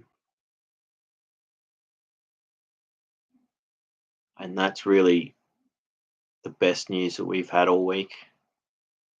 And um, it's given me a lot of hope for the next few months. But and also I appreciate that. I understand these things take time.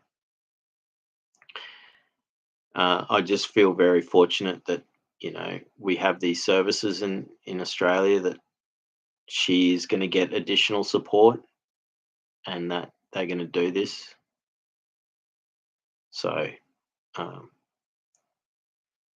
that's the best news that we've had, is that, and that um, it means that all the things that we're doing means that um, because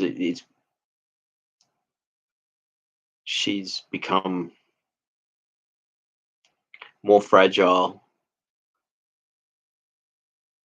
as time goes on, and um, dignity for her now is the most important thing. And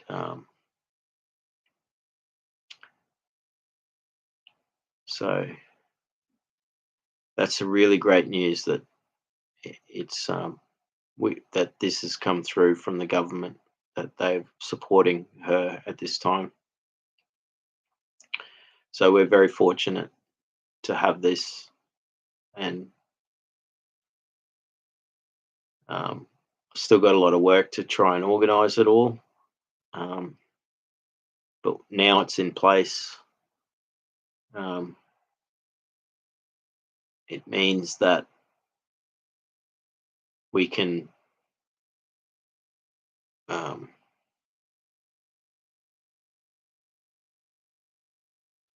get more. We can hopefully have some good quality time with mum, and because and according to what she wants, because she's very much wants to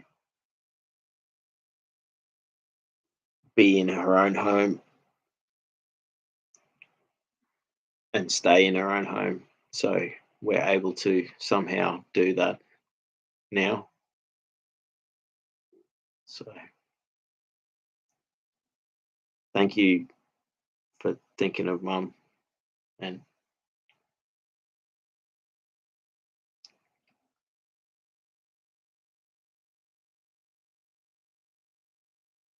Polder says, I have a guitar and play and sing. I haven't played in a while.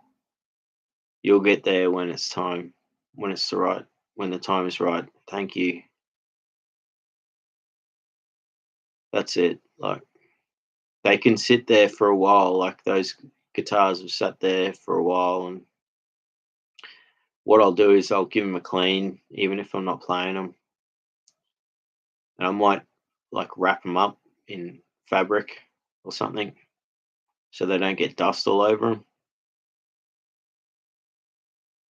1969 says, I'm glad I made it here again for you. Thank you.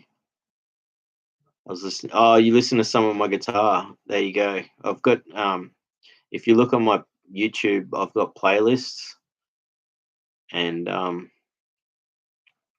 I do make noise music. So if you come across the noise music, like avoid it if you don't like that stuff, which most people don't. But it's therapy sort of stuff for me. But I do have some very classical sort of sounding guitar. So thank you for listening to that.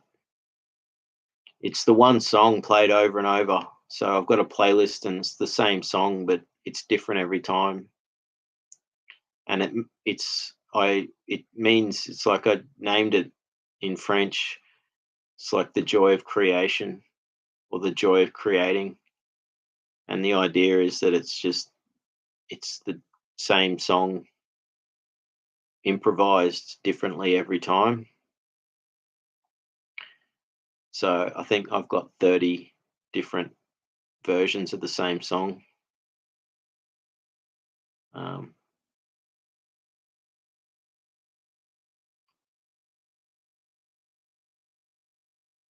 if you can get to England, I can take you to a relaxing music festival where you can camp over and enjoy nature and beautiful sounds. You would love it. It's very healing. That sounds awesome. Sounds like Glastonbury, but not as big, like a small festival. I'd love to go to England one day. Um, that would be great. I'll keep that in a plan for the future.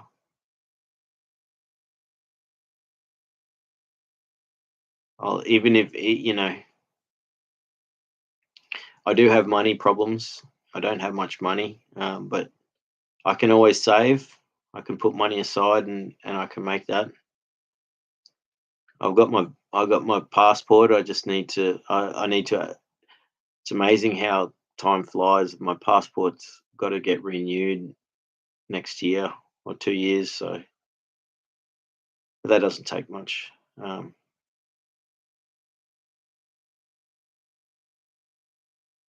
I'll think about that for the future. 1969. That sounds like a lovely thing to do. It'd be great to meet you. Hoda says, "Well, I've got a few tears right now because it just means the world to me to be actually have a real conversation for once in my life. That really means a lot to me. To like, I have the tears inside at the moment. I think because I'm the one here talking, it's hard for me to. I'm I'm overwhelmed, but it's hard for me to take in what's happening. I think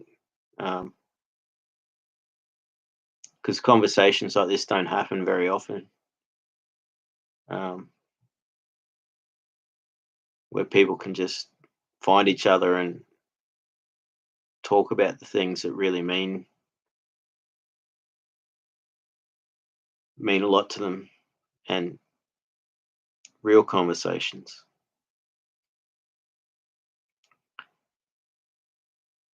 So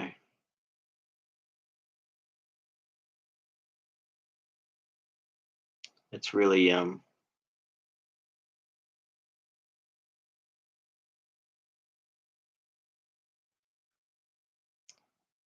means a lot to read that poetess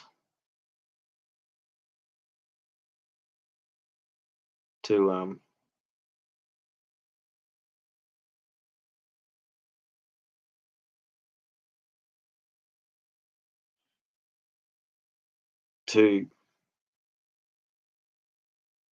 to start a live stream thinking I was just going to talk about myself, and then all these lovely people joined, and then we ended up talking about all this amazing stuff and had this deep conversation about the world, and then enjoy it. We've enjoyed sharing, and we've done it in a way like we have talked about our own personal stuff, and we've done it in a way where we're listening to each other. Like I've enjoyed um, So when I'm reading the comments, if I sense that someone's talking to someone else, I won't always like read. I'll skip a few comments just because I know that that everyone's chatting amongst themselves. So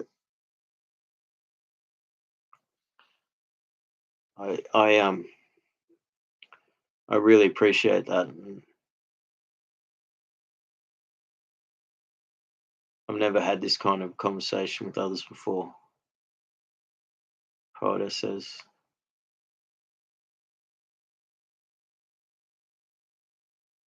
1969 says, welcome to a good little friendly place where we all understand one another. I can't express how much this means, you know. Thank you, YouTube, for this. If it wasn't for YouTube, we wouldn't be able to do this. Like they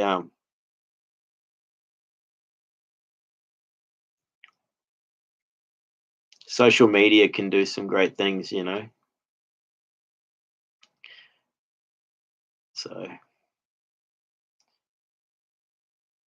Poeta says you'll get through this time. Although it seems like you won't, you will. We don't know why these things happen. We don't know. I do believe there is a higher power and that there is a reason for it all, for everything, the good, the bad, the ugly, and in between. I look forward into hearing your music. Thank you so much. And yeah,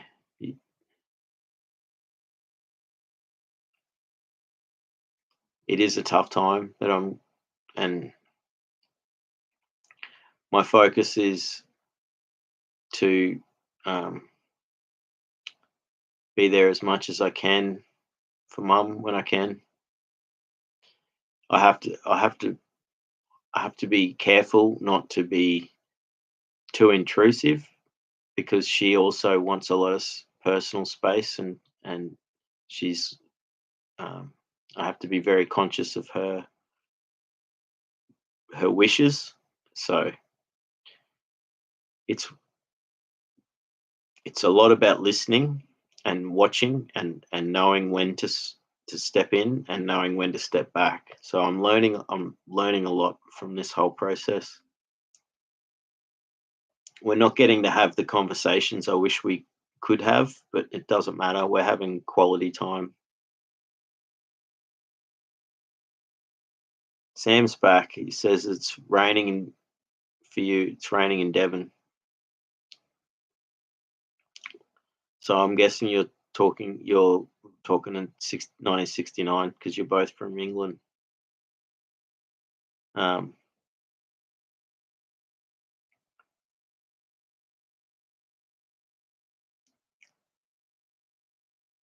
Thank you, poetess. You get what I'm saying. Um,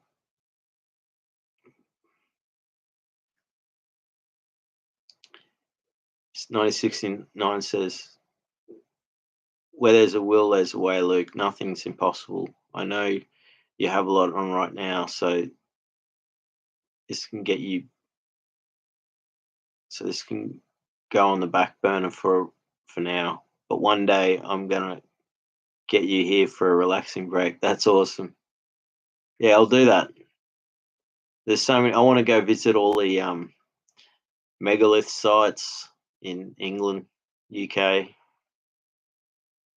There's so much, you know. I'd love to go to the UK. So one day we'll work on that. We'll just keep working on it. The future.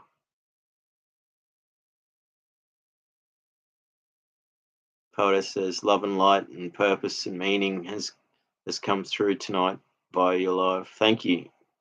Well, that's happened because of you, and happened because of all of us here. You know,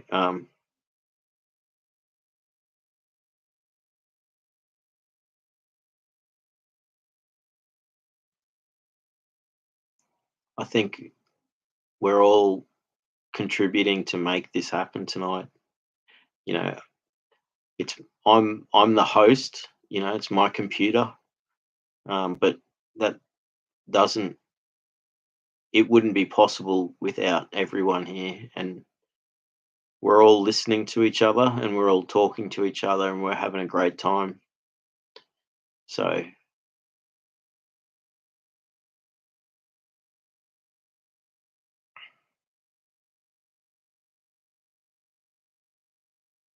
thank you, Poetess. See, you are a healer. Well, I need to heal myself, right? So I'm healing myself, and if I happen to be healing others in the process, that's that's great. And maybe that's something I can work on for the future. And Marina's back too. How you going, Marina?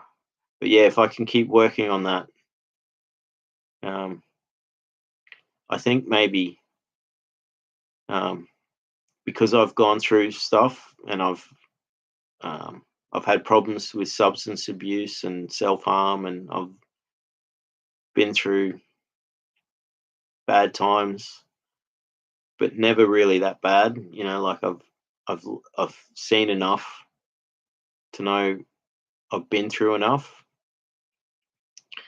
But I think that um, I think I've always paid attention to other people, and I've been fortunate ever since I was a kid, and this goes back to the pain that I went through as a child. Is that I wouldn't have got through childhood if it wasn't for all the loving people around. And even if there's times where most people around were nasty, there was a few people that were good that made it okay. And then I was able to move on from that and learn from it.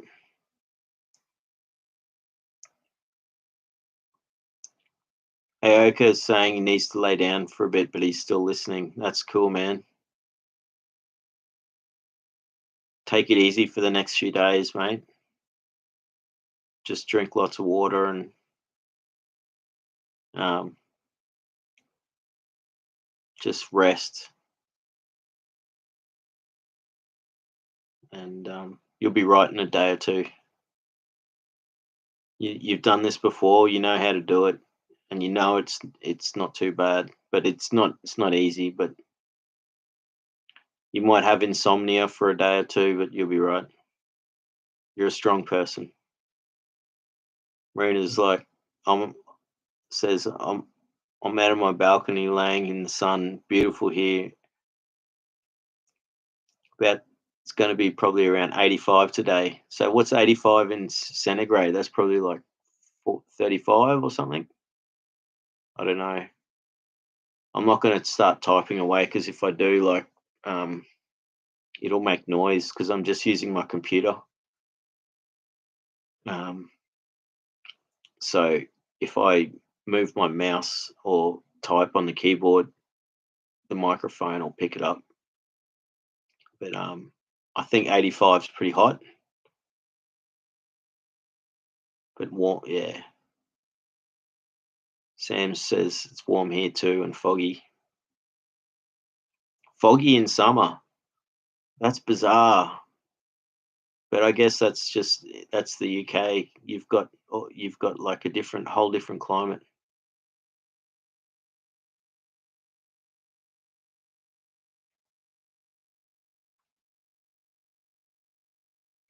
This is so nice having these people here. All you people here.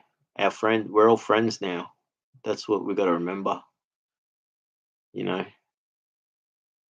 I'll keep these streams going. Like I said, if things get tough in the next few weeks, months, I'm still going to make it regular, and I'll schedule it so that people know, um, and you can remember to join. Sam says, "Yeah, it's the smallest island everyone wants to live on." It's true. Going back into ancient times, mate. Everyone, like the whole of Europe, was always wanting to go to England, and that's why it's got such a rich history, and it's why we all speak English now. We all, like, the world speaks English.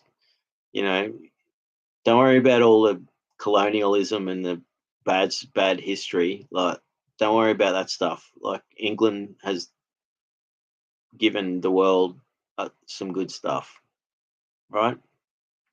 Just remember that um, it is a special place and has been for forever almost. And it's because and I think, again, I think the reason why we speak English in the world is because the overall English people are nice. You know, I live in this country, Australia, where we've got a history where we think about, we do have a history where, um, and it sort of still goes on today with the Indigenous people, that they're looked after, but their culture is being lost. But at the same time, there's a lot of people trying to keep the culture and to try and teach and educate people. And so languages that were getting lost, and because there's hundreds and hundreds of um, languages in Australia, but and they were starting to get lost, but now they're being kept and being taught again to people from the um, all different parts of Australia. So as much as we think about, I don't know how I got onto that topic, but I'm just trying to say how we all have um, things we need to remember that people are trying to do good and to try and repair things. So we need to allow that to happen in a way, like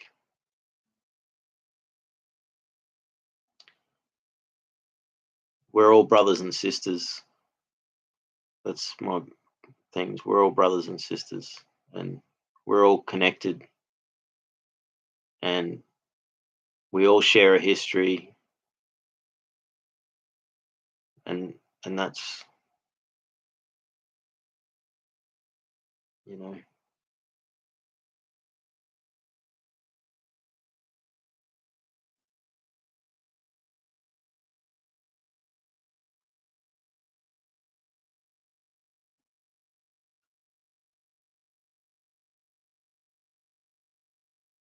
it's hard to read the comments now because they're there's I've taken so long, but yeah, it's early morning. So it's early morning in states, yeah. For Poeta says, yeah, that's it. Little sub chat. 1969 says little sub chat going here about the weather with me and Sam. So yeah, tell us about the weather. So Sam was saying it was foggy and warm, and that was bizarre. I guess it's sometimes we get foggy mornings when it's warm in summertime, but it's very rare where I live.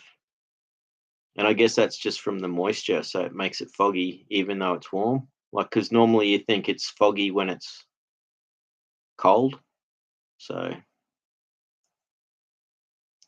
oh, thank you, Marina. You're a great host, streamer, friend. I didn't hear you say you had a Facebook or not. Yeah, I do have a Facebook. Um, I've got if I've got an Instagram, which is there's a link on on my bio thing on Facebook on YouTube here. There's a link to it there. If you um, there's a lot of Luke Johnsons in the world, so if you type in Luke Johnson Brisbane, you might find me easier. But I am on Facebook. I don't get on there. I do get on there probably more than I should. Um, but you can try find me there. Um, and you'll notice it's me. Except you'll see there's a picture of me with a, and I'll take my beanie off. So you'll see there's a bald head with a beard. So you'll see there's someone standing there with a bald head and a beard. That'll be me with the. Um, if you're looking for Luke Johnson on Facebook, you'll find me that way. But there's thousands and thousands of Luke Johnsons. It's a very common name. There's famous Luke Johnsons that are footballers and basketballers and baseballers and Financial Times business people. And then there's me. Never really did much of my own life. No, I've had a life. I've had a life, but I'm not successful. But it's not about being successful, is it? I'm happy being me, you know. But there is a lot of famous Luke Johnsons. But if you do search, you can find me on there. But Instagram, you can find me on there through the link. Um,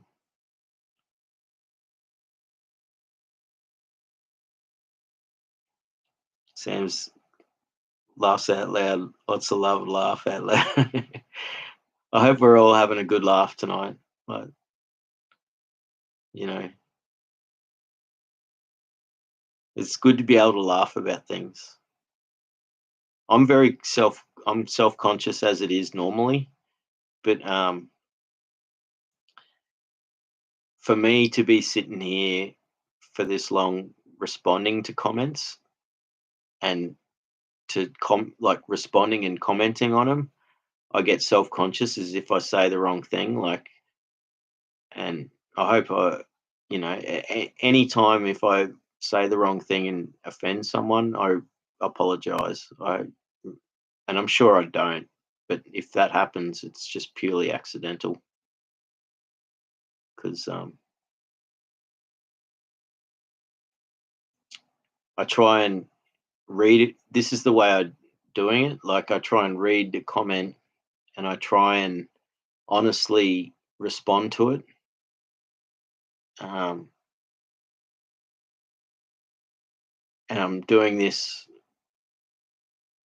just instantly. So it's hard to do this, you know.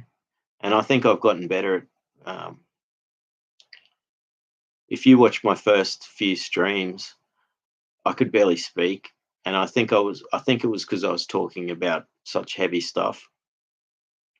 And um, as I've sort of started talking about things that are a little bit happier, I've managed to speak more eloquently, I guess, or just um, be happier. And I'm smiling.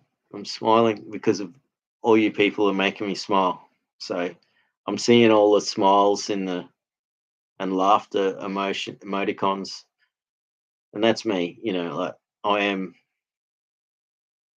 I'm getting so much out of this emotionally, and it's making my life better, and it's giving me purpose.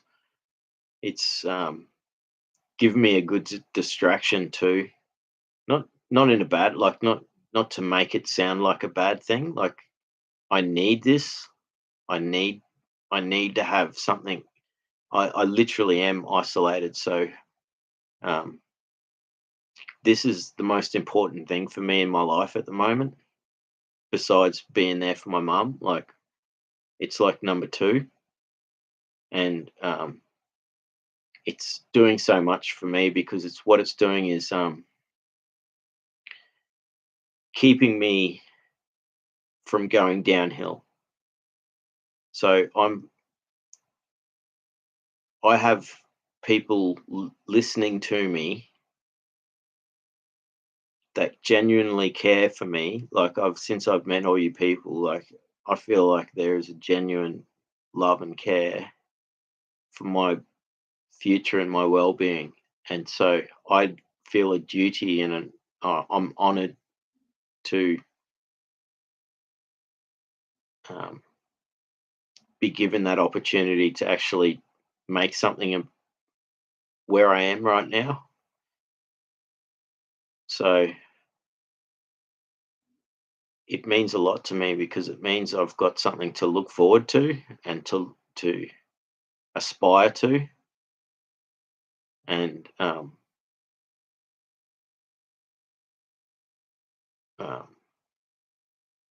I can't. It's hard to express in words because it's such a powerful thing.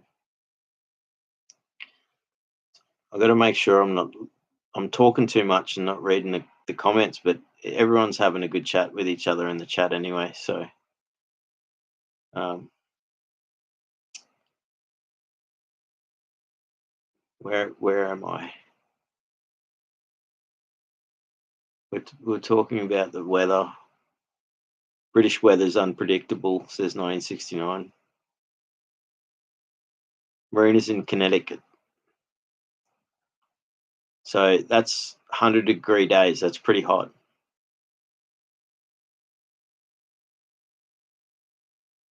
Marina says, "Yeah, I like the schedule stream. Less chance of missing it." Yeah, well, what I'll try and do is I'll try and schedule a stream for your part of the world as well. This one was scheduled, which made it good for people in Europe, not Central Europe, like Western Europe. So I'll think of you sometime, and I will shift it around because it is. But I'll try and make it fair for everyone.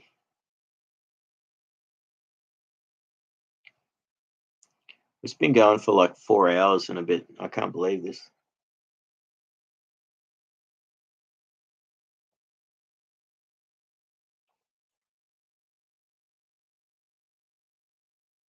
Podes says, "For real, yeah, our heat is horrid. I'm having to write my nature poetry for now inside while sitting in the house with the aircon on, gallons of Bluebell homemade vanilla ice cream." I have air conditioning, but not ice cream. There you go. Like,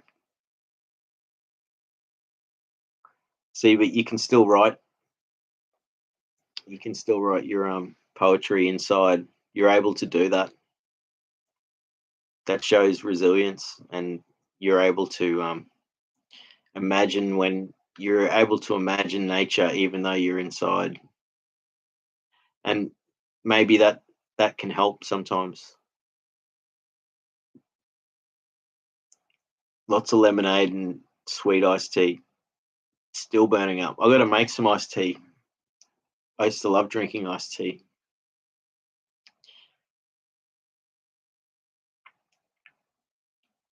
Red rose. There you go. Water with electrolytes and vitamin C. That's enough. I haven't tried that. So you make you put powder, like you make your own mix. That sounds interesting. I've got to learn about this.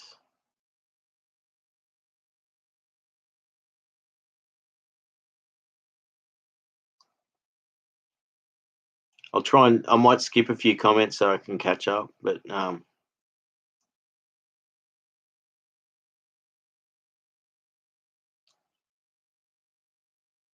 it's good to see everyone here tonight. And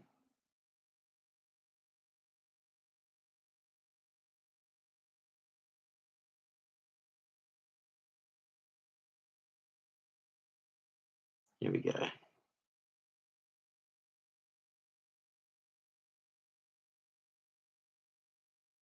It's hard. It's hard for me to like jump in on comments because everyone's chatting, and which is awesome. And so I don't want to like make it sound funny. So I'm just going to read random comments. It's 8:07 a.m. in Connecticut. Wow, that's like such a. It's okay. It's 10:17 p.m. in Brisbane. That's like, there you go.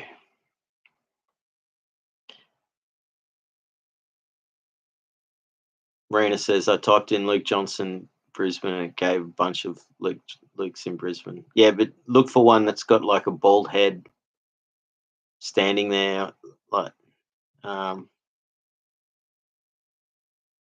I don't know. You might be able to find me somehow.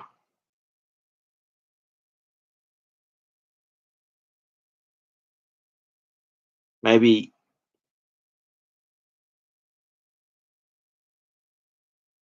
it used to be easy because my profile picture used to be like a sunset. So I just say, look for the sunset picture, and they'd find me that way. Um,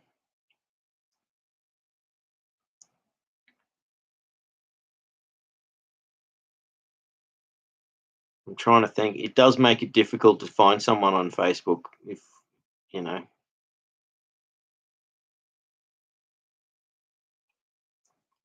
But Sam says, yeah, Devon, England. That's where you're from, eh, Devon? You're in Devon.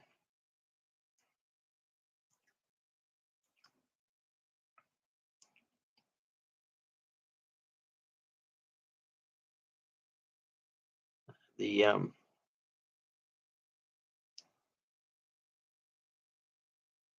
Herc is still there. He says, I live in a bizarre part of Germany as well.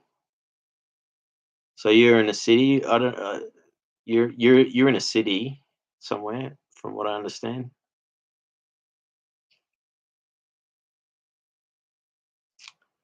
Um, Poda says you're doing great as a host, and yeah, you generally want to connect and want to be engaged in full conversation. We care about what each other is saying. Thank you. I am trying to do. I'm trying as hard as I can to like um, keep it entertaining, not say the wrong things. Keep the. I want to honor. I want to honor what everyone's saying, and I'm doing it in a certain way because I'm reading out everyone's comments. But occasionally, I have to skip comments just because if I take too long talking, um, I'll have to skip a few, or it'll only be because if someone's clearly having a conversation with someone else, I don't want to have to like. Oh, it's easier for them to be chatting to each other. I But yeah, thank you. I think it's working pretty good as it is, and like I'm enjoying it. You know, um, that's all right. Hey, okay, you don't have to say where you are. Like I've said, I live in Brisbane, and I've been open about that on social media with stuff, and like don't don't tell us where you live, mate. You don't have to. Um, but you know, like we know you're a good fella. That's an Aussie saying. You know, means you're a good person.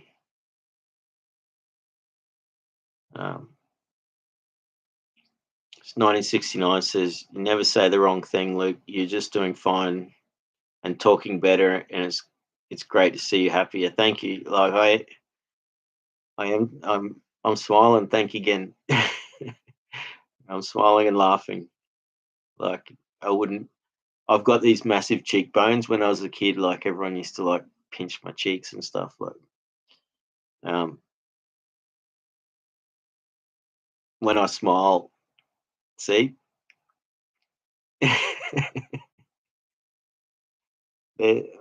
eh, like when I smile, it's um, I like to smile. I like it when people make me smile. Um, I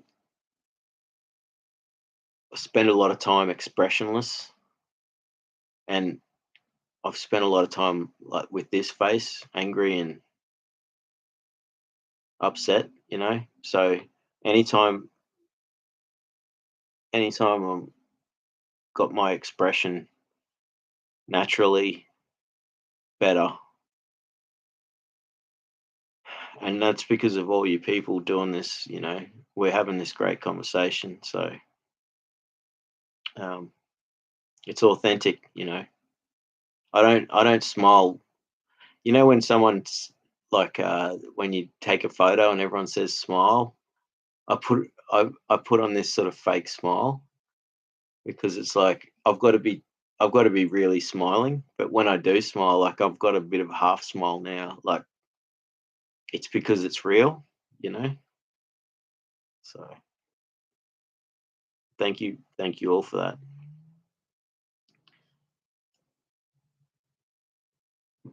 Hoda says, "Y'all like when I happen upon someone in public or whatever, and they look at me and they say, 'Hey, how you doing?'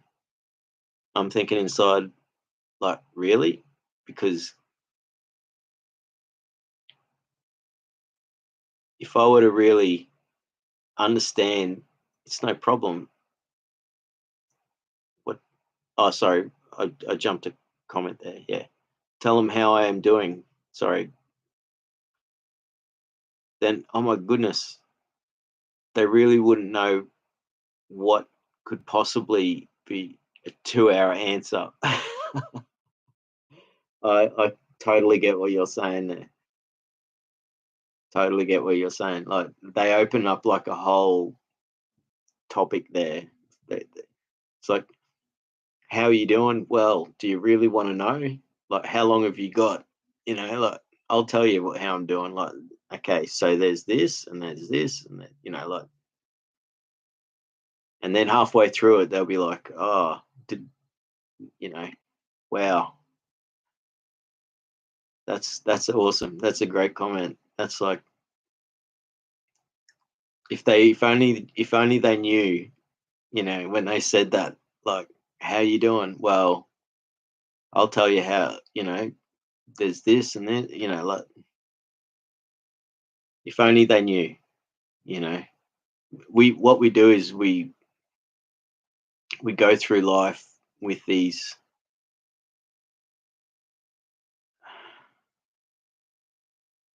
they're not like masks, but there are like we show expression, facial expressions, and it's hard to when I don't know, it's it's one thing it's one thing just to notice how someone is, but it's another thing to actually like ask them how they're doing and not realize that that person could be going through so much stuff. And you know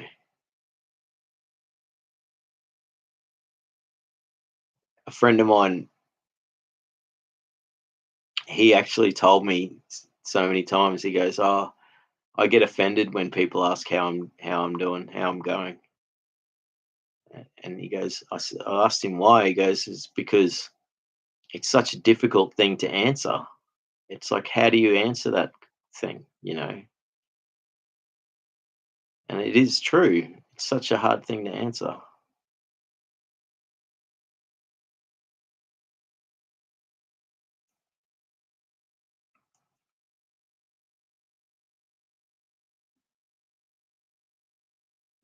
Thank you, Marina. Like, yeah, that's no problem. I understand. It's no problem. What time? I just like schedule to know so I don't miss it. That's awesome. And it is morning there, so like it is possible. So, and it maybe this is a great way to start the day to have a chat with people like this. So we make it work. We make it work around the whole globe. Hoda says, "Tell them how I am doing," and then oh my goodness, they really wouldn't. Oh, this is what I read before, and couldn't possibly be a 2-hour answer back.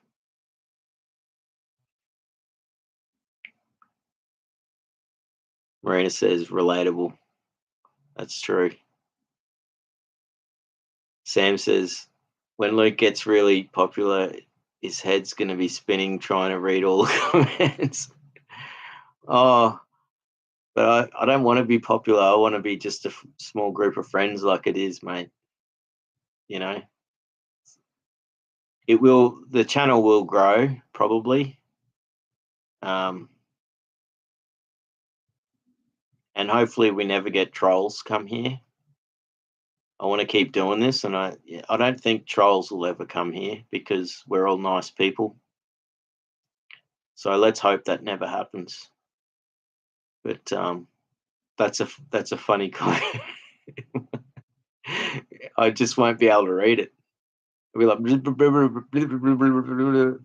I'll be like, and then I'll be scrolling up and down with the mouse and trying to work out what did I just say. No, you're right. It won't work. I really enjoy this. This is just like we're a bunch of friends sitting around a fire having a chat.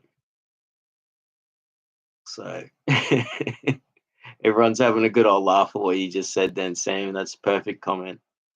I it just wouldn't work. But like I do want to reach out to people, um, and but it's not a. I'm not trying to get. I think I want I want to enjoy this chat like it is, you know, because we can chat with. It's like if you go to a party and there's too many people, you just can't. Um, you can't chat to everyone. Whereas we're having a really nice chat tonight. Everyone's listening to each other. That's why it's 4.5 hours now. Like that's pretty epic, you know. Um, I'm still small. My head will be spinning like trying to read the comments. So Heyoka says, "Yeah, I live in a really big city. Um, I'm paranoid as mention its name. Yeah, that's fair enough, brother. You don't have to tell us where you live. We know you live in Germany. That's all you need to say, mate. And and you're an awesome dude. So just remember that. The And I get what you're saying about your channel. You know, it's hard. It's difficult. Like um, I think you're doing well, and you've lived through a lot, and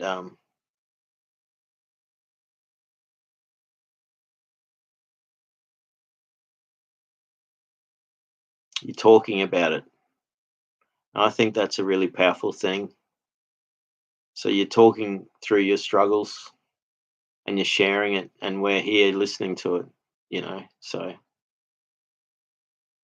um, just know that you got someone here in Australia that is caring for you, brother, and I hope things get better for you, and that you're dealing with what you're dealing with the things the way you're dealing with things good now, and things will get better in the future. You know, and if you've got a really good outlook on life, like you care about other people, so you know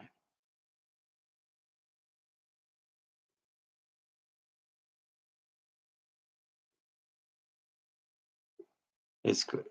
I was just reading 1969. I'm giggling. No, I've made you laugh. Well, yeah, we've had some great laughs tonight. Quadrada's in here. Laradis Quadrada. How you going, brother? I'm good, mate. Thank you for joining. Like this is like 4.5 hours we've been here chatting.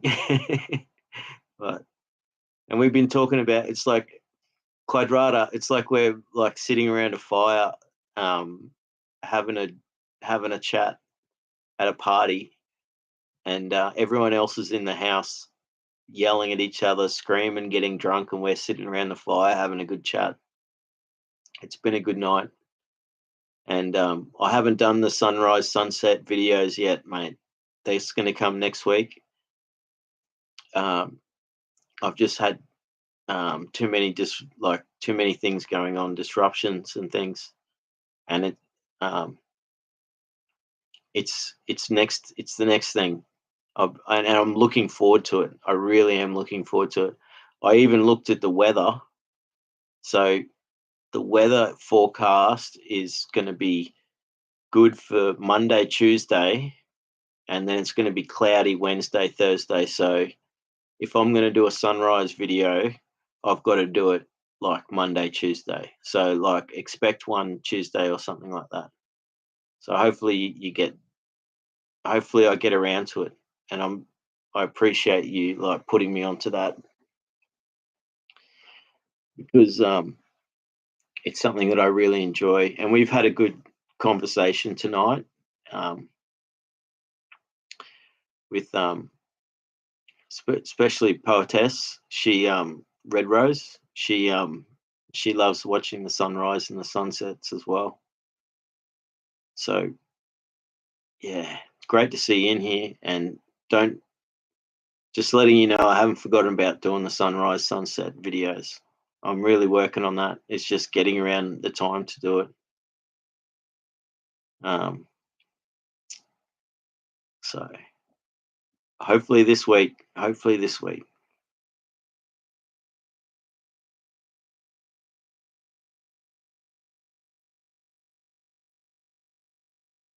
Sam says it really pisses me off when people say smile. Yeah, that's like when you take a photo or something like that. Say smile, smile, and you're like, it's the worst thing. It's got to be natural. But it happens. It'll happen naturally. I think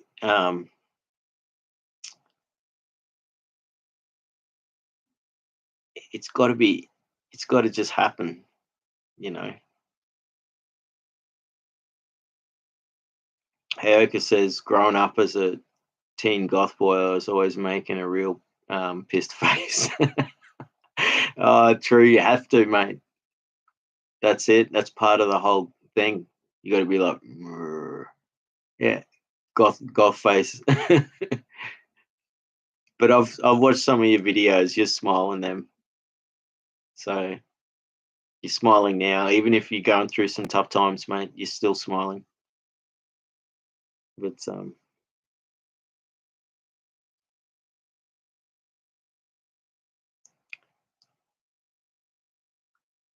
there you go. Hayoka says I can be chat mod when you're famous.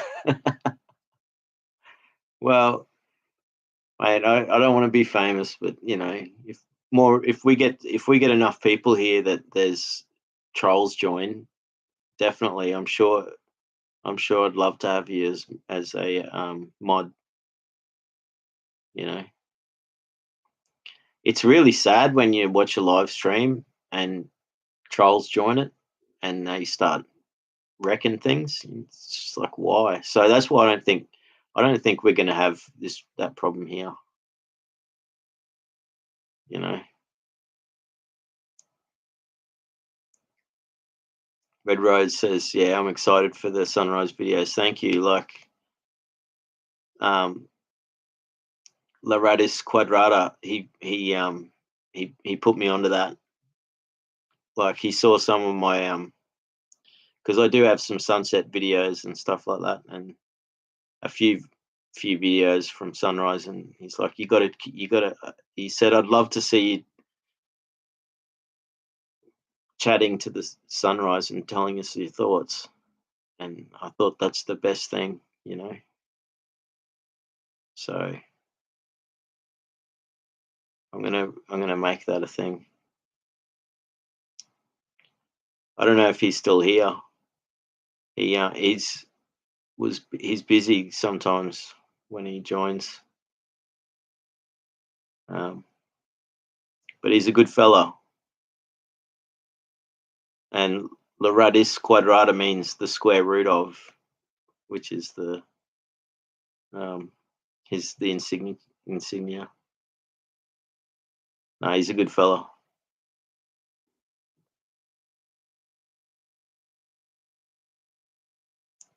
Red Rose says, "Yeah, just do them when you can. We'll be happy whenever you're able to make them. Whenever it's good for you. That's it. Thank you. I will. Like if I don't get around to it this week, I will get around to it. Um, that's it. Hey Oka, you can be like on guard. You can like they got to get past you, mate. He's the Heyoka empath, which is the highest level empath. You're like a spirit healer, mate. So I don't think they'll be able to make it past that. You'll be able to you'll just have a um, protection spell, and it'll just be there. You'll have them scared, and they'll run away. No, you'll do it. But yeah, I don't think we'll ever have that problem. But if it ever happens, then I know that I've got some lovely people here that will look out for me. So I guess that's a big thing. Like, um, I'm sort of being vulnerable here. Um, I guess we all are, but we're all sharing our own personal stuff. We're keeping it. We're keeping um, we're keeping it in a safe thing. We're keeping it safe and friendly, and I think that is the best thing. So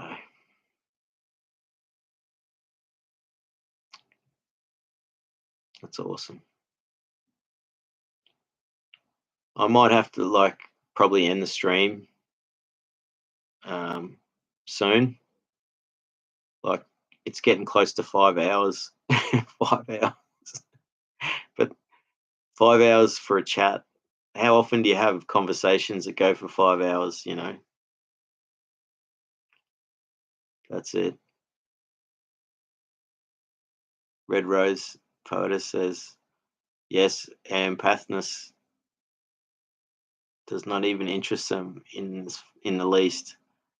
They will run as fast as they can from the Infultra Heyoka. That's true. They would just be scared. They won't even know what to do. So yes, 1969. This is a no-go troll area. Yeah, they got you know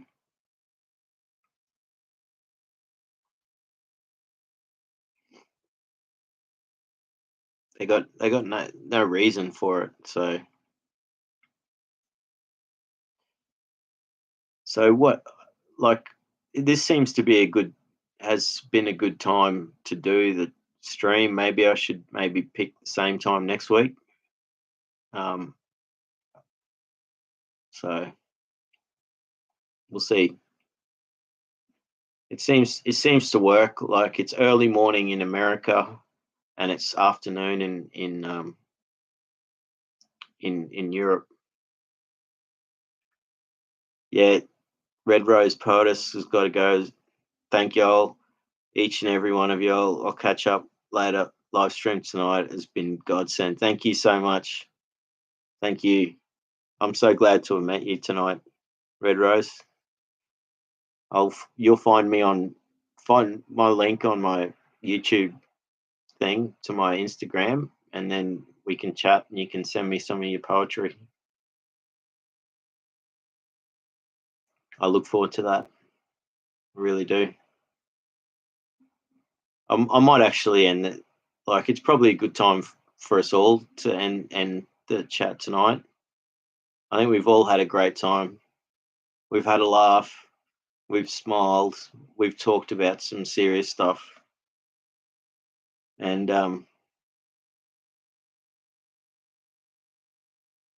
yeah,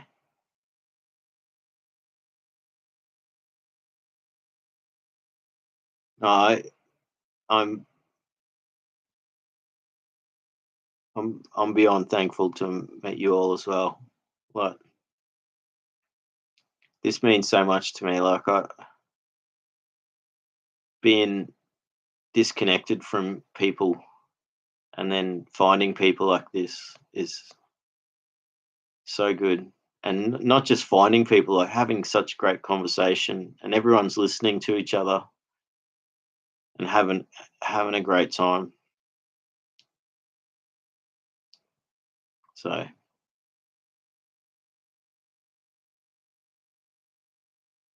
it's 4 hours 43 minutes and 30 seconds now. I should probably end the stream soon, and I'll probably be ready for sleep soon myself. Even though it's only 10:44 at night, but you know, so good. Yeah, no, thanks, Ayaka.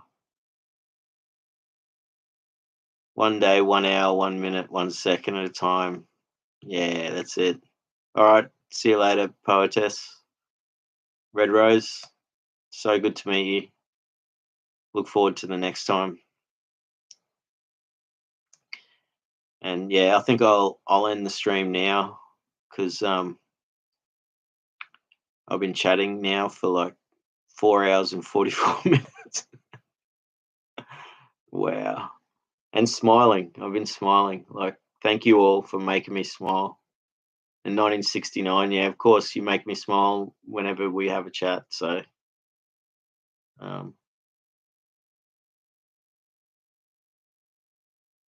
same to you. You know, good night. God bless. And yeah, that's it. Ended at 4444. Oh, it's too late. It's already 4 hours and 45 minutes. Oh, well. It's just numbers anyway. But that's a long time. I can't believe we've been sitting here chatting that long. But yeah, I'll do some sunrise sunset videos in the meantime, and then next weekend I'll do another live stream, and I hope to see you all there. We just chat, It's so good. Really got so much out of this. So much love to everyone. Thanks again.